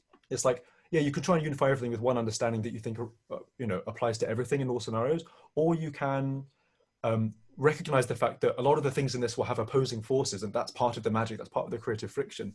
And so utilizing that and actually playing to the opposing forces in your life and in your music can be of great assistance to you, and great assistance to your growth and your ability to be open and honest, and really for people to fall in love with you. Because I think that a lot of people nowadays think that people are lovable when they are perfect, and it's not true. It's just not true at all. And I'm realizing that more and more with greater and greater relief, I suppose. Yeah. Wow. Yeah, great Incredible. advice. Question. Can you tell us a little bit about your arranging process for your acapella stuff and kind of what comes first and vertically, horizontally, how you go about it? Yeah. You want to give me a tune to work with? Sure. Who wants someone spit one in the chat?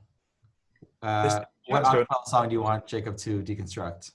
Oh, Daniel Caesar. Oh boy. Oh my gosh. I'll Be There. Moon River. Are you kidding me right now? Friends. I'm trying to think of one I haven't already arranged. I'm seeing a lot of You and I. Yeah, I'm seeing a lot of You and I. Well, okay, I can do You and I. The thing is, I've already arranged that one, so I know the answer, so it's less fun. Wait, you want to do one that you haven't arranged yet? Yeah, that'll be okay. That'll be more interesting for everyone. Boogie Wonderland, Flintstones. No, you don't. I'm looking for it. Love on Top. Yeah. Okay. Well, yeah, that's kind of harmless. September. Dancing Queen. Oh my gosh. Feeling Good. Viva La Vida. Wrecking Ball. Body and Soul. It's so hard to read these. Lean on Me. Oh, Body and Soul. We can do Body and Soul. Why don't we do Body and Soul? Perfect. Great. Woo! Slow that chat down. Everybody stop. And so Body and Soul. I haven't played this tune for years. Let's have a quick play. This is the first thing to do when you arrange, is to have a quick play. And it's an E flat minor, I believe, today or something.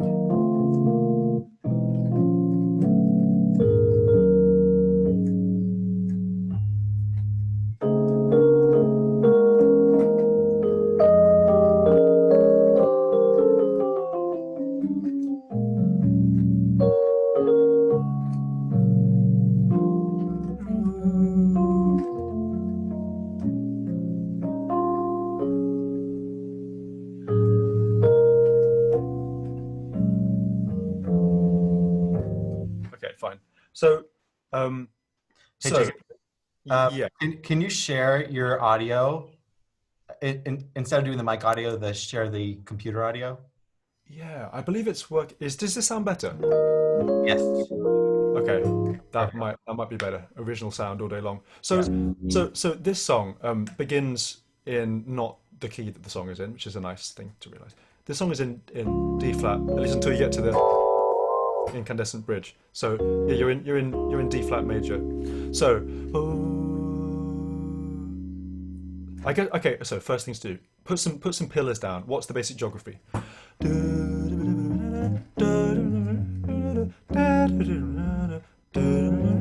So the interesting thing here is that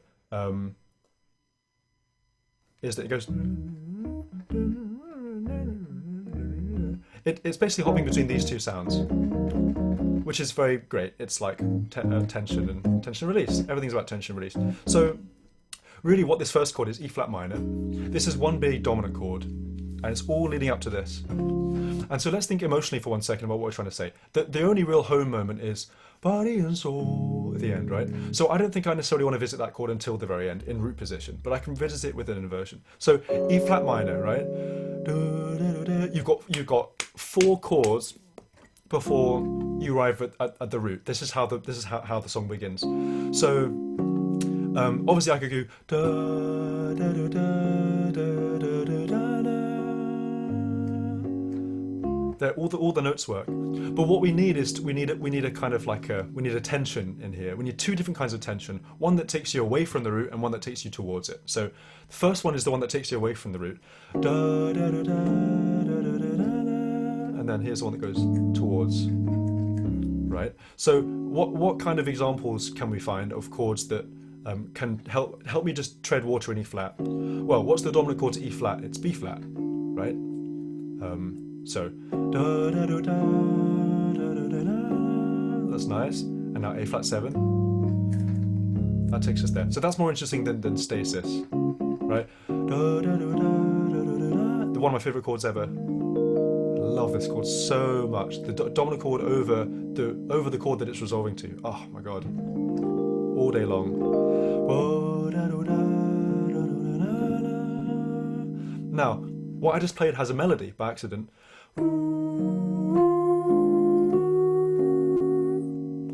And now it would be nice if this melody continued. And I see a problem approaching which would be fun to solve. And the problem is this.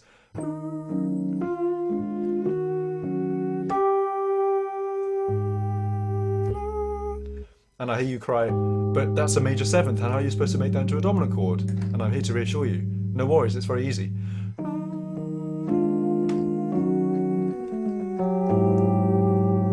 This is a valid chord, ladies and gentlemen. C major over A flat 7.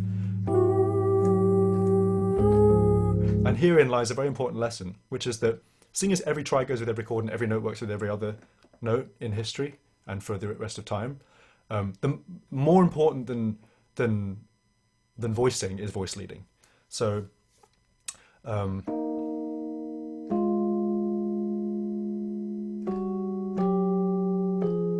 sounds very gnarly, but this is fine.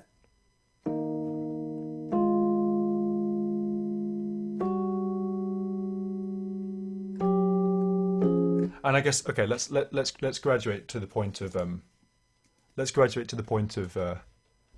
logic. Hello everybody. So here's logic. In fact, actually, Ben, if you could enable screen sharing for me, then I could do my screen share, and you can also see the keyboard, which would be Oh super. yeah. We can solve some of these problems together. Make host. Change host. You're now the host. You should be able to do that. Oh my god. Ben Rosenthal. Did that work for you? Are you able to screen share? Yes, I am. Okay, so let me go back to keys camera on my. So does this working for everyone? Can you see my keys and additionally my logic session? Does that work? Oh, you're on mute, Ben. Actually, Ben, you're muted.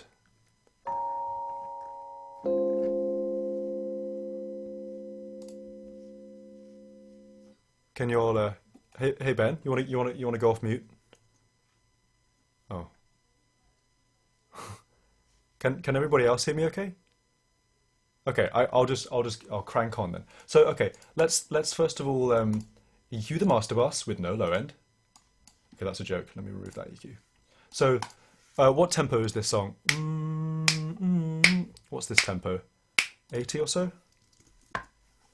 Boom. Okay.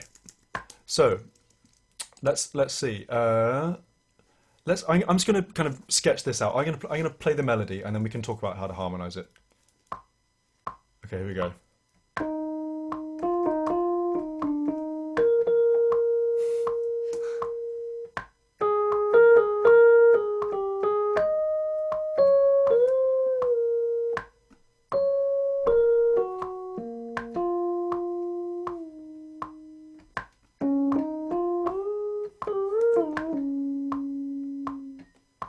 Very nice. I like the pitch bending in particular. Right. Let me just make sure that first note isn't too cool. So, the points of gravity that I was talking about before. Let's turn off the click because no one likes a click in their life. Let me just kind of sketch out where this is first of all, and it might be helpful to have a 1/4 count in. 1/4. Thank you very much. Very nice. See you next time. Good night.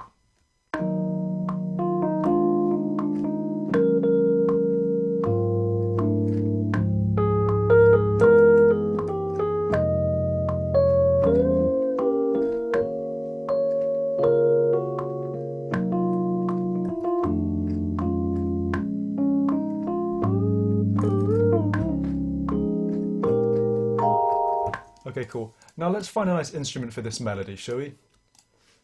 Soprano sax, anyone? Oh yeah!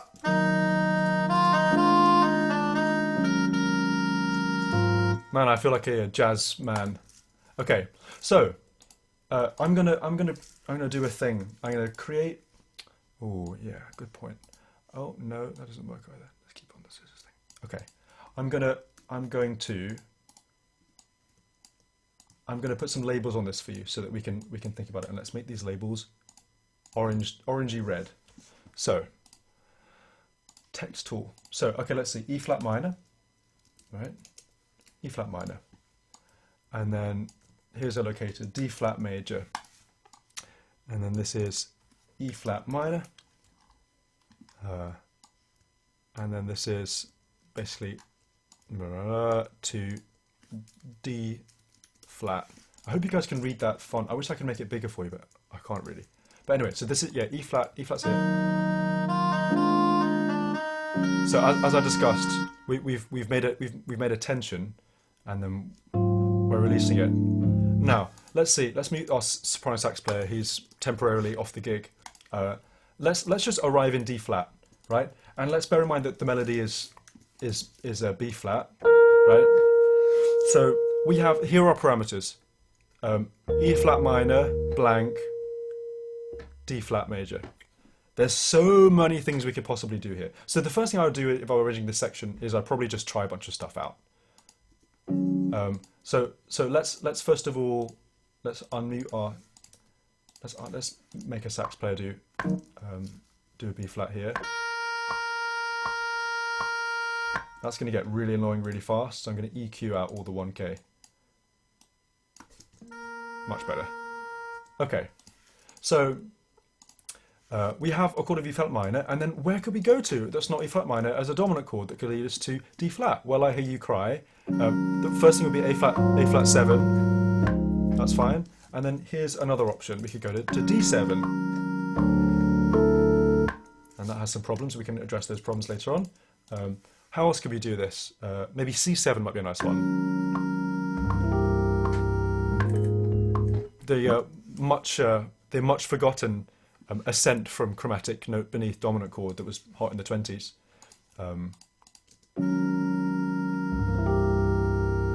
It's gorgeous. I really do like that a lot. And let's make this guy a little bit louder because he's a little bit quiet.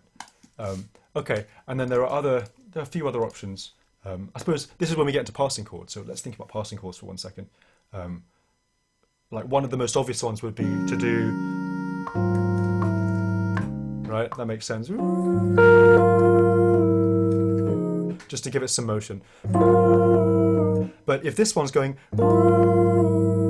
then that's not fair for just the alto to get the part. Let's give other people some momentum too. So maybe instead of, we could do, that's nice here. So you got a little bit of parallel movement. And basically what that is rather than just being, you've got,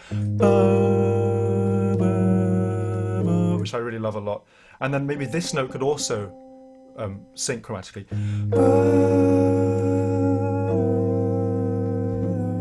That's nice, right? So really we've got a chromatic approach now, I guess. But what you realize is that if you want to be satisfying, the more movement you have, the better. So let's just, because I'm Jacob Collier, I'm going to add a note in the chord. And the note is going to be a D, and it's going to be above the melody note. And now with our approach, let's see if we can give the D something to do. I guess one thing that comes to mind is you could do something like that. But I find it more interesting to start with something even more gnarly. So why don't we start with this? Because that is so disallowed in all the textbooks. And what if we had, seeing as all these things are going down, what if this thing here went up instead? And we had, and then, this is insane. And then, like, that's crazy. And why is it crazy? Well, because we've got a sharp 23 in this chord, right? D flat major 7 sharp 23. It's got an E at the top of it. It's very crazy. And we've got this chord. So basically none of these chords exist, which I always like. This is, I guess, it's like an E flat. It's like an E flat 7 chord over an A flat with a sharp 11 that pertains to the A flat here. If you want to give it a name, you don't have to give it a name. And then the next chord, this is like traditionally like a flat 13, flat 9 thing, but then you've got like a natural 5th, which is just like a great big, which is so great. That is such a lovely sound, but it doesn't, it's such a dense, I guess this chord does exist, my bad. But this chord does not exist. And I guess this is the kind of juncture where being exciting is fun, because now I need to kind of set this up. So I'm gonna play this in, right?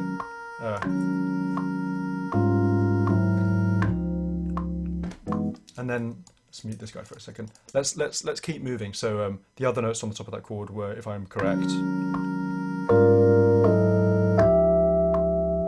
Okay, that's really awesome. I'm going to revoice this chord to be a major 7 chord. That's nice. So now we have to set this up.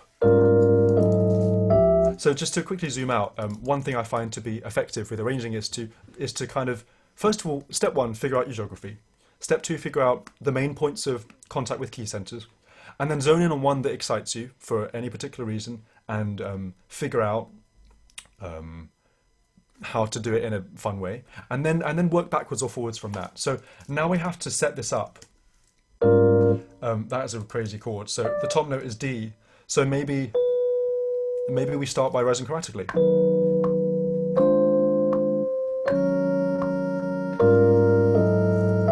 That's exciting, isn't it? Because then now we've got a consistently rising chromatic line. And now we can harmonise this however we want. We don't have to be in E flat minor, we don't have to be in D flat major, we don't have to do anything. All we've got is our melody note, right? And the note that we've decided.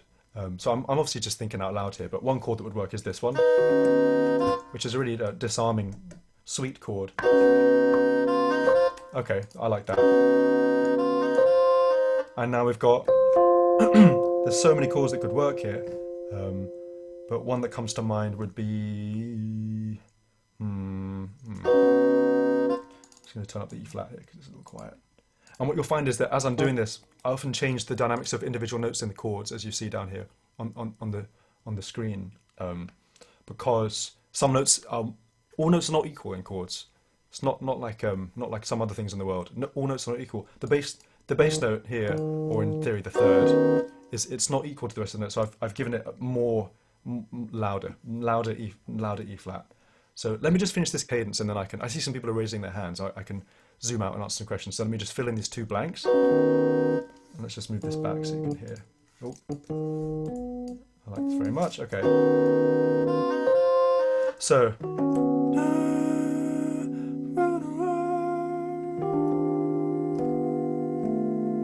Quite like this chord. It's a very illegal chord. E flat major 7 sharp 5. Okay, we're getting filthy, but I don't mind. And for this chord to make sense, you see how this voice wants to go down to this voice? Let's just add a passing note here. And suddenly we've got a beautiful lyrical line. And then let's do the same thing here. I don't know where we're going to land, but probably somewhere reasonable. Right. These are our parameters. One chord that comes to mind is this one. Right? You kind of need to, I guess, learn how to read the skeletons of chords and figure out what notes you could add to make them interesting, and also concentrate on voice leading. So here we go. We've got an E flat pedal, which I really appreciate. So let's keep that going.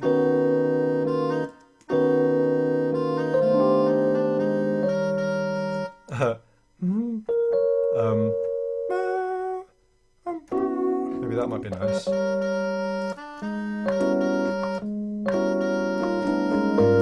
And maybe they could move. I don't know. And these could maybe continue to go like this. Yeah, they kind of goes. But I'm doubling the D, so I might remove that. Keep this one going. And as you'll see, I sing a lot of the lines out loud, and I work in piano roll a lot of time because it's so easy to see voice leading in piano roll. I'm much better at reading piano roll than reading actual music, horrendous though that may sound.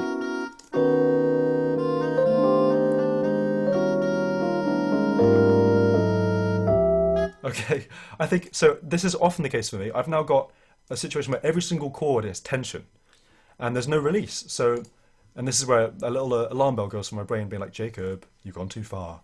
And I think the too far bit is this E, it's the E natural. Where is the E natural? There. I think I'm just going to keep that the same. Then it'll all be fine. Yeah, and let's do that as well. Sweet as Sweet as a you fill in the blank. So, not to use too much of your time, but I'm now going to record the arrangement. And as I'm recording it, I'm going to talk about how I record it. And this just might help someone on this Zoom call. At least I hope it does. So I'm going to make a bunch of audio tracks. I'm going to start with the bass, and I'm going to make a track stack, and this is going to be called bass. And I'm going to give it a logo, and the logo is going to be an animal. I should think it's probably going to be a dog. So here's the dog. So we have our bass track here, and I'm gonna put on my headphones. Oh dear, might have to lose the hat. Oh dear. My whole look has been deleted, and now I can. Oh yeah, my headphones aren't. My headphones aren't plugged in. Okay, I'll just keep my monitors on then. So one thing that came to mind, which might be fun to do, is if it was like if it was like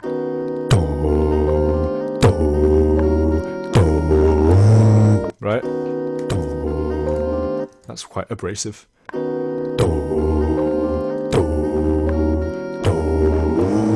Okay. It sounds a little distorted to me. Yeah, it's because stereo bus is on 6.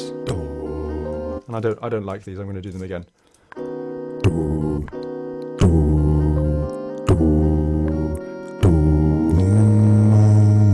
Okay.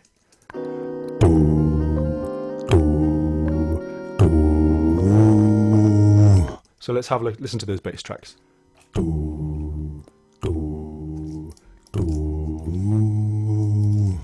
Okay, so first thing I'm going to do, with your permission, is I'm going to pan the bass tracks left and right, because I often do that with bass.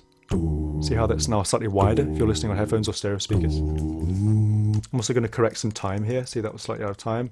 And then this note here sounds a bit about 13 cents sharp, so I'm going to make it flatter up here in flex tune.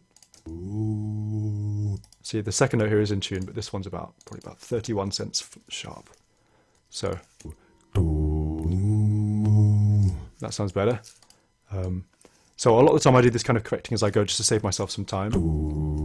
Now let's record these notes. So this is how I do it. You've got a bird's eye view into my kind of process. I basically I'm just going to sing all these.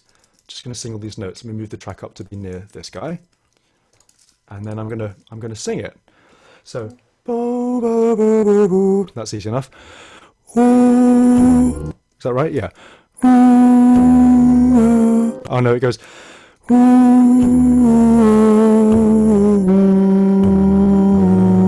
Okay. Yep.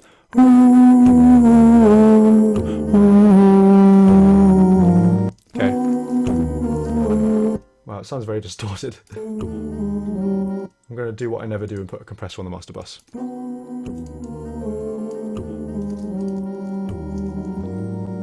Okay, I'm going to mute the soprano sax, just getting on my nerves a wee bit. 2 more notes to go.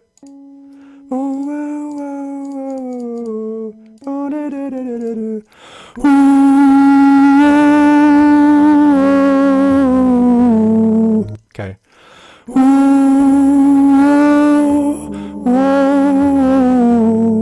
Cool.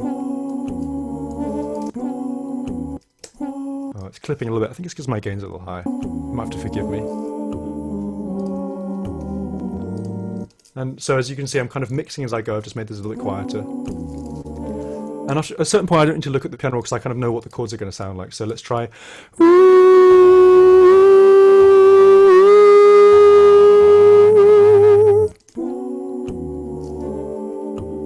Nice.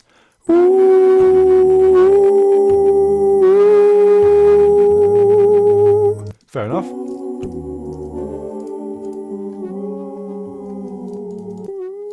That's clipping. I'm just going to re-record this guy.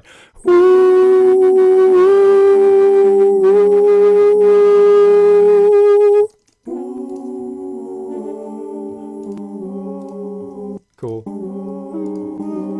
Needs that note to strengthen it. Okay.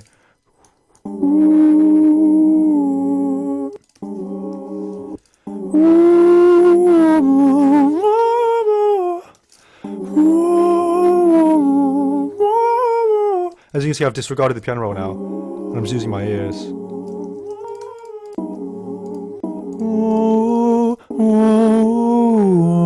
It's quite nice. melodies. Melodies are always good.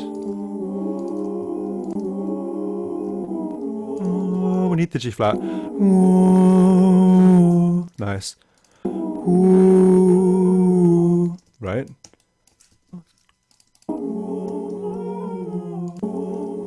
Let's harmonize that little counter melody. That'll do for now.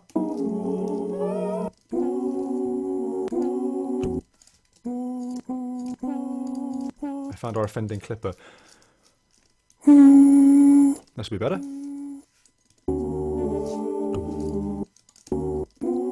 And now let's just see what other notes we can hear.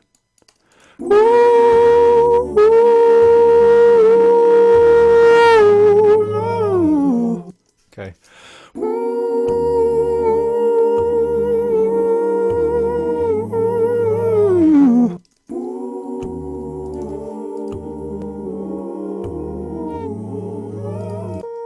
Yikes, I'm Mr. Clipper today. Okay. So I often move really fast, and a lot of this stuff sounds like a little bit like, but I'll go back and re-record it when I have time. But what I'm doing is I'm sketching out a kind of basic environment. I'm going to pan these tracks left and right because then it spreads out a little bit. And also, if I had a bit more time, I would probably go and double the notes that were important in the chord. For example, I've just realised that.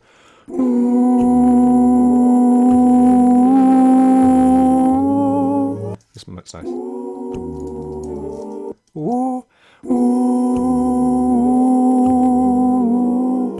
And then up to C. Okay. Moment of appreciation for this chord. Very, very bad. Very bad news. And so what you see, I'm going to stop sharing my screen now. What you can see is that the moment you have one idea, oh, thank you for the, thank you. What you see is that when you have an idea, one idea leads to another.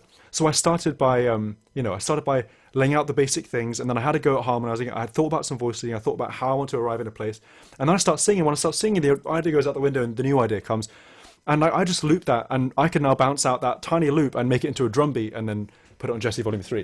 Because you can do whatever you want. It's so great. But basically with arranging, you always have to be open for your idea to change and for your idea to give you a better idea than the idea that you originally had. And all the best ideas always change. So that was an exceptionally crude example of a very, very small part of an arranging process. That is so cool. But I think that the speed that you saw there is real. Like I work at that speed all the time. And I'm not particularly patient with myself a lot of the time. So I'll just go so fast because a lot of the ideas come so fast that I don't want to give them a chance of being forgotten. So I'll do all the ideas and I'll let all the ideas come out because it's very important to do that, to let all the ideas come out. A lot of them are going to be utter and a lot of them are going to be really good and a lot of them, well, some of them might be really good, some of them will be good. But I think a lot of the decision-making process in arranger comes when you think about how your ideas feel and what order they fit together. Like this idea that I just recorded now, it's probably appropriate for like the second time you hear the tune, right? Not the first time. Because realistically, the first time, all you want is just like a, open fifth in the bass and tenor. And then everyone's going to be like goosebumps, whatever. And so, yeah, a lot of the time with my arrangement ideas, what I do is I think about what ideas are bronze, silver, and gold, so to speak.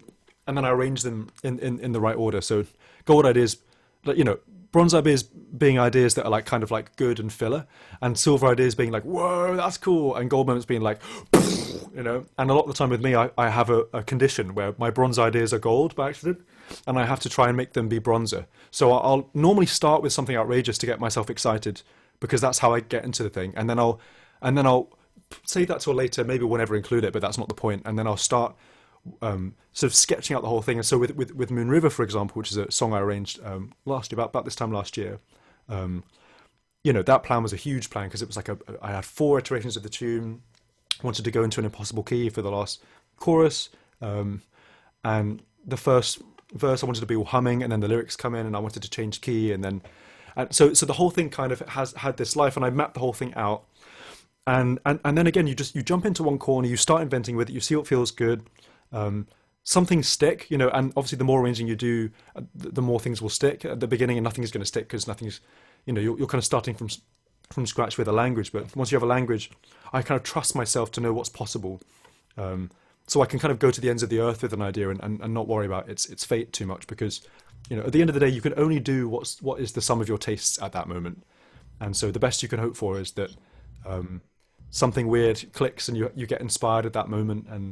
And sometimes for me, because my automatic output is quite dense, a moment of inspiration might be a moment where just a triad can exist, rather than a moment where an extended chord can exist, you know. But I guess at this point I've kind of understood that my nature as an arranger is never going to be a linear one. I'm never going to start from the beginning. One thing I've always learned. I'm never going to start from something simple. I'm always going to start from a very, very complex thing. Or if I start from something simple, it becomes very, very complex, and that's fine. And I let myself go through all the motions of that without judging, without blaming, without making any kind of remarks. And then my job begins as the arranger, because this is improvisation. It's improvisation in stop time. I'm just going. I'm thinking on my feet. Something will stick. Leave that there. Something else will stick. And then I'm the arranger, because then I have the ideas. I turn off the tap, zoom out, organize the ideas, turn on the tap, and the whole process iterates again. If that makes any sense. Wow. Yeah. Wow. That's amazing. That's really cool. Oh, It was really cool to see your process and how you lay everything out. Yeah. Do you have time for a couple questions? Absolutely, for sure. Are you able to? I regained host control. I figured it out. Are you able to click on the raised hands, or do we have to? I think I can do it. Let me see. No, I don't think. Maybe not. Where do they appear? Oh, so maybe not. So we'll do it. Yeah. So let's hear from Indra.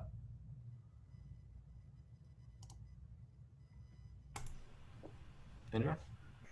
No worry. Hello, Indra? He's on mute. Hello? Okay, let's move on to Marwan. Mute. Marwan. Hi. Hi. Hey, how's it going? Pretty Stegosaurus. Hi. This has been an excellent collaboration. Thank you so much, Ben, Shams, and Jacob for doing all this. The question I wanted to ask today is, I've been watching your IG live performance collaborations with a bunch of other celebrities like Martin, Tidala, Toy. I was wondering about your process for adjusting your performance for the latency, and if you had any recommendations, suggestions, tips for people that want to try something like that. Yes, that is a really, really good question, and I will answer it in just 1 second. But I'm just going to quickly make a beat out of your question. Also, if you could maybe do like a demonstration or something, I would love to hear like Shams or Ben sing with you. I don't know, that's I don't okay. think we're qualified to do that. That would be sick. I'd love that. Ben's not qualified to do that, but I am. Let's see how this sounds. I think that's nice. I was recording that question the whole time, against your will, and I'm just going to quickly make a funny sound out of it because it's Wednesday. Okay. Okay. Okay. Oh no, that was the end. That's the end of the beat. Okay. So Instagram Live. I was determined to crack this one. I wanted to do something with musicians remotely, and I didn't know how it was going to work, and until I tried it.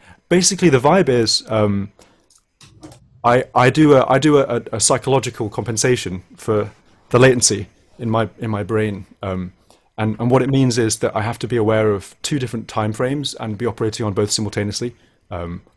And so, you know, say for example, trying to think of a song. Let's say like the American national anthem, right? You guys like that song, right? So it's like if we're in time, 3, 4, 1, 2, 3, and I sing in real time. Oh, say can you see by the dawn's early light? Okay, so with Instagram latency, you have anywhere between oh, say can you see by the dawn's early and 2, 3, 1. Oh, say can you see by the dawn's early light? Right. So I realized this, and I realized that there's no fix because it's a physical problem. It's like the universe. Well, it's not the universe. It's like the internet, I suppose. Same thing. So I basically what I do is I keep in time with myself when I'm playing, and then I have to perceive what they're playing too, and I have to react to them in their period of time. And that includes being like with doing affirmative noises like yeah and like beautiful and stuff like that in the gaps of when they're singing, so that they feel encouraged. And also obviously includes harmonization with them, body language. Like there's all sorts of subtleties that go into this. But basically, yeah, I have to. It's almost like they're being really, really, really Pino Palladino, and they're just like so on the back of the beat that I just like it's inconceivable that they're connected to it. But you have to trust that on their end it sounds perfectly in time. It's just I've sacrificed myself to be able to do it. There are some technical solutions to a point. Like you can use something called Source Connect to echo the latency, so to echo the audio on one machine to the other in kind of semi-real time. It's still like about 40 milliseconds of delay, and all that stuff. And it's just all that stuff is really gnarly. And a lot of the best stuff about music is like spontaneousness. So I think for me, one of the things I've enjoyed most is just being able to be spontaneous and go live with someone without having planned it. I'm pretty sure people have cracked ways in which you can do low latency. There's zero latency is not possible, as far as I know. Leave it in the chat if you know a solution. But yeah, so yeah, what I do basically is listen to them in their delayed time, figure out where I need to be, and slot in where necessary, and give them advance warning of my entry before they finish singing, so that it will appear to them at the time when they finish singing, but before I start singing. And like those kinds of problems I like solving. So I guess I'm not sure what to say about advice, other than it's really not that hard, and I think you could probably do it. You just need to be determined to stay in time with yourself and be open-eared and not reject the notes that sound wrong, because they'll sound like they're out of time, but they're not to the other person. So you have to like lock down, but keep your ears open. You could ignore the other person, but that's not fun at all. So yeah, I guess I'd recommend that for it. As far as if you want to do one right now, like yeah, I'm kind of down. I don't know. I'm trying to read the latency on Zoom. I think it's probably about this much, but it's hard to say. How do you find the latency? You can figure it out sometimes by hearing yourself back in their stream, but really the only moment where you actually know is when you start singing with them.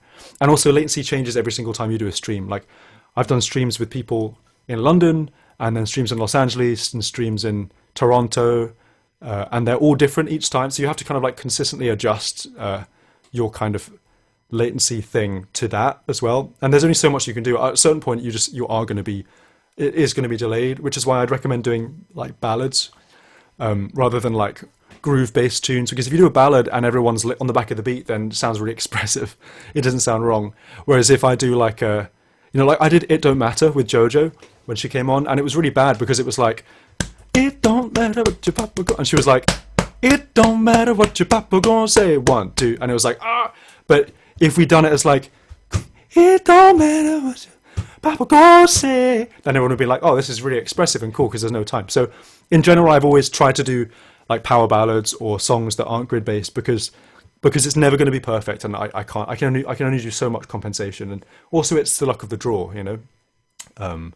But I don't. Yeah, I want you guys to try this out because it's really rewarding when it works. And yeah, it sounds like a kind of crazy. Sounds like a crazy thing, but it's actually not. It's not that crazy. You just have to be determined and have a brain that's like up for the challenge, the thing. But yeah, we could try one right now if you want, Ben, or Marwan. It's up to you if you want to sing. Someone else wants to sing. The national anthem. Okay, my favorite song. You want to do the national anthem? Okay, we can. Let me just load up my piano. Yeah, volunteers. Who's Leela? Yeah, who is Leela? This chat is wild. Yeah, it's kind of insane. I can't even look at it.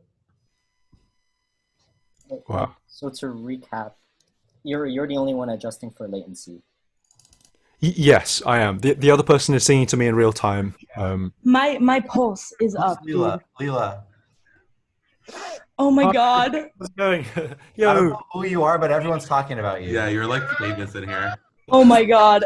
I had a heart attack when you were explaining.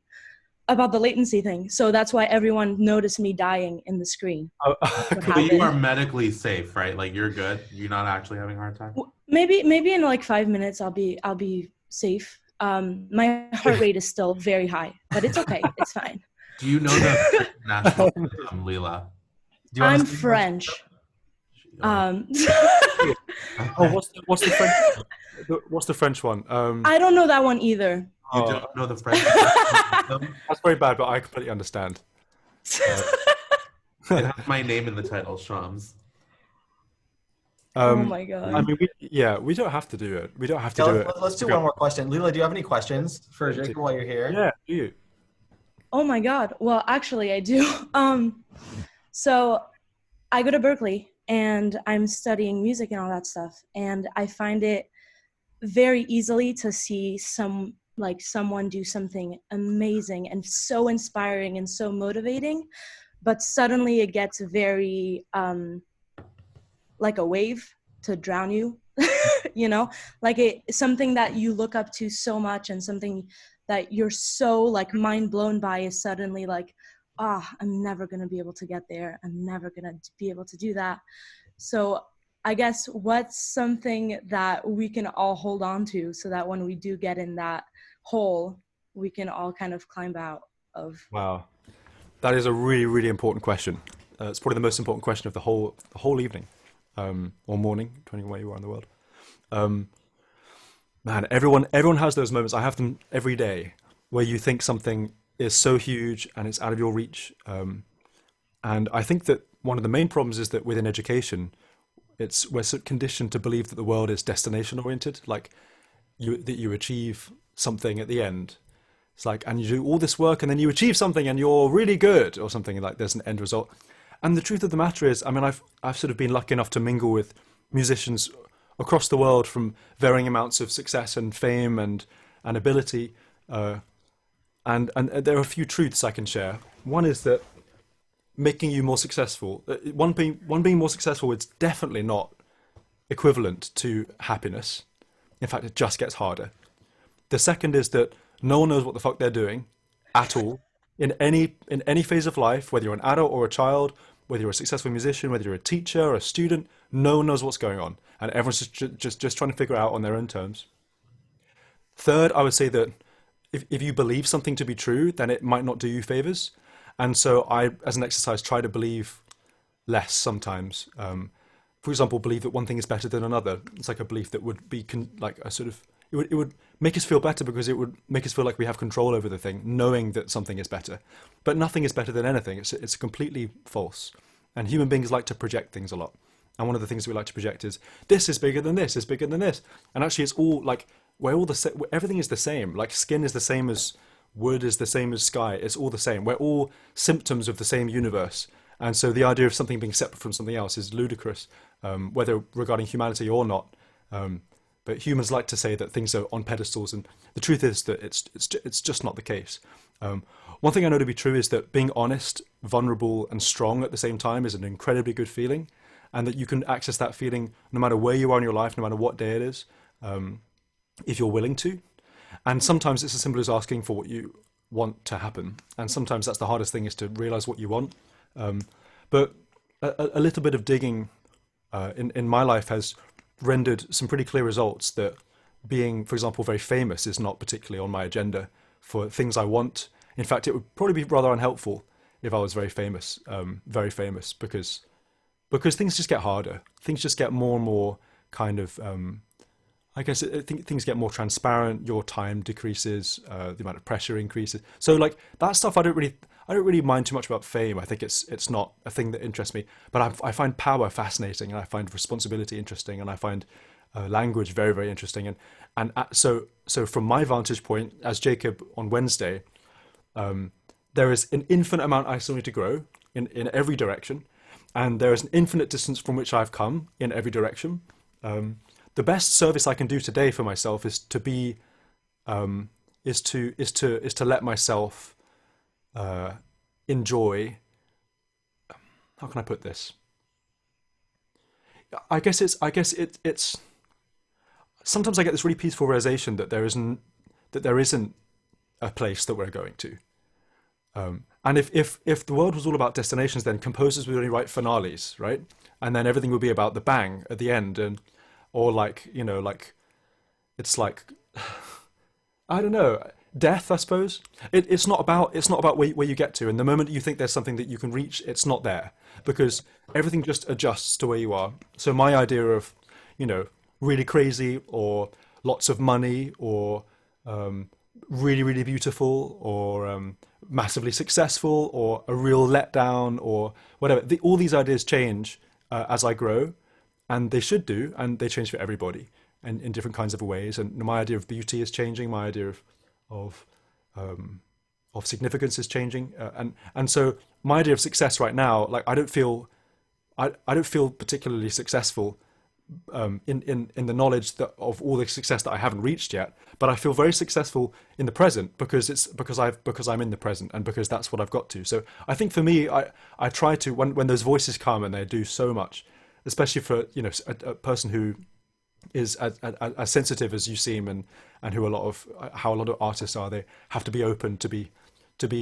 able to tune into these fragile vibrations to say anything at all in music. I think that comes at a bit of a cost.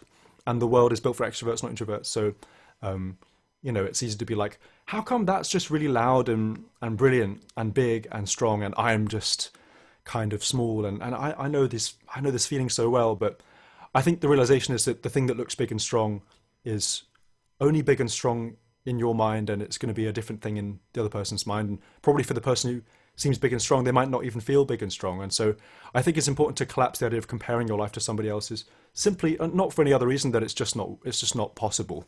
You can't compare your life to somebody else's. Nobody has lived your experiences. Nobody was brought up the way you were, in the place you were, with the access to the things that you were. Nobody knows the privilege that you have known and knows the struggles that you have known, and nobody has had to come through so much. You've come through so much, everyone, for me included, to be here and to do this. And so you're saying this person seems to have this person seems to have this. It feels like it's very addictive because it feels like you're having control, but unfortunately it's a matter of it can inflict a lot of damage the moment you start doing it. So I would just say, like, a couple of pieces of advice. I would say, Nelson Mandela would say, it seems impossible until it's done. If you want something to be possible, then start doing it. That's what I'd say. And then I'd also say, begin where you're comfortable, not where you're uncomfortable, but be willing to be on the edge of your own comfort zone, because then nothing feels unattainable.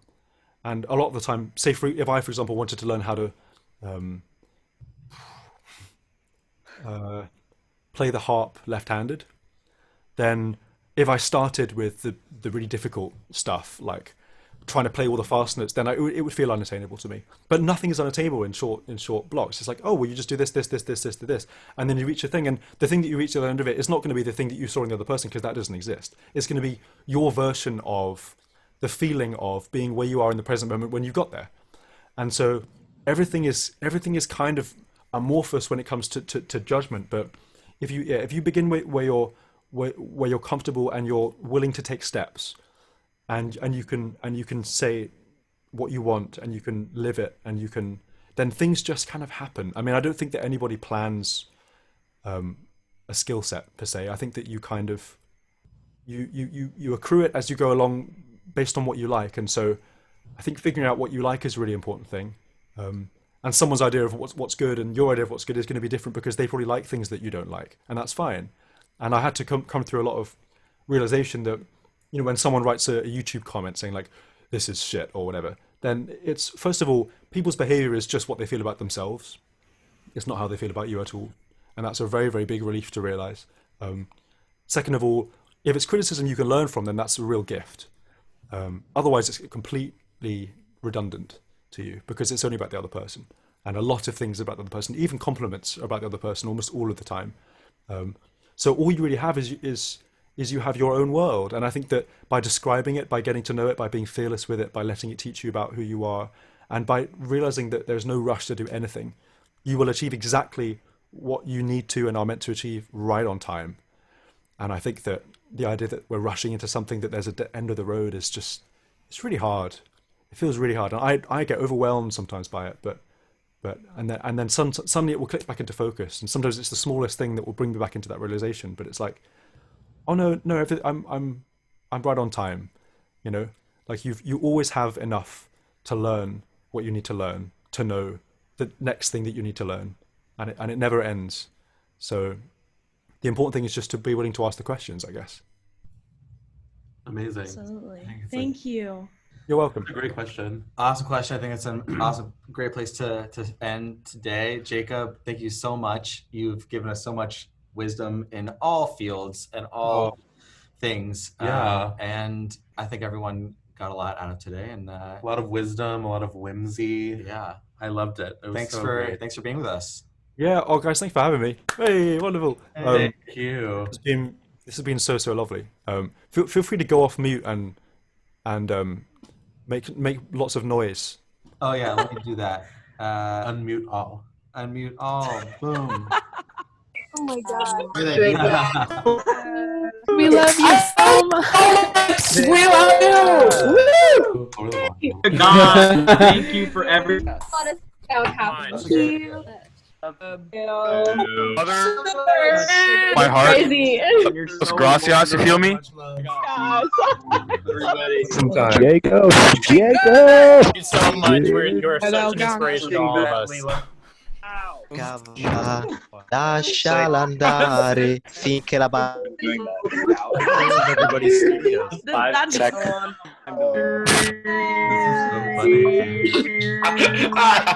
Who the fuck is doing overtones? Classes are offered every so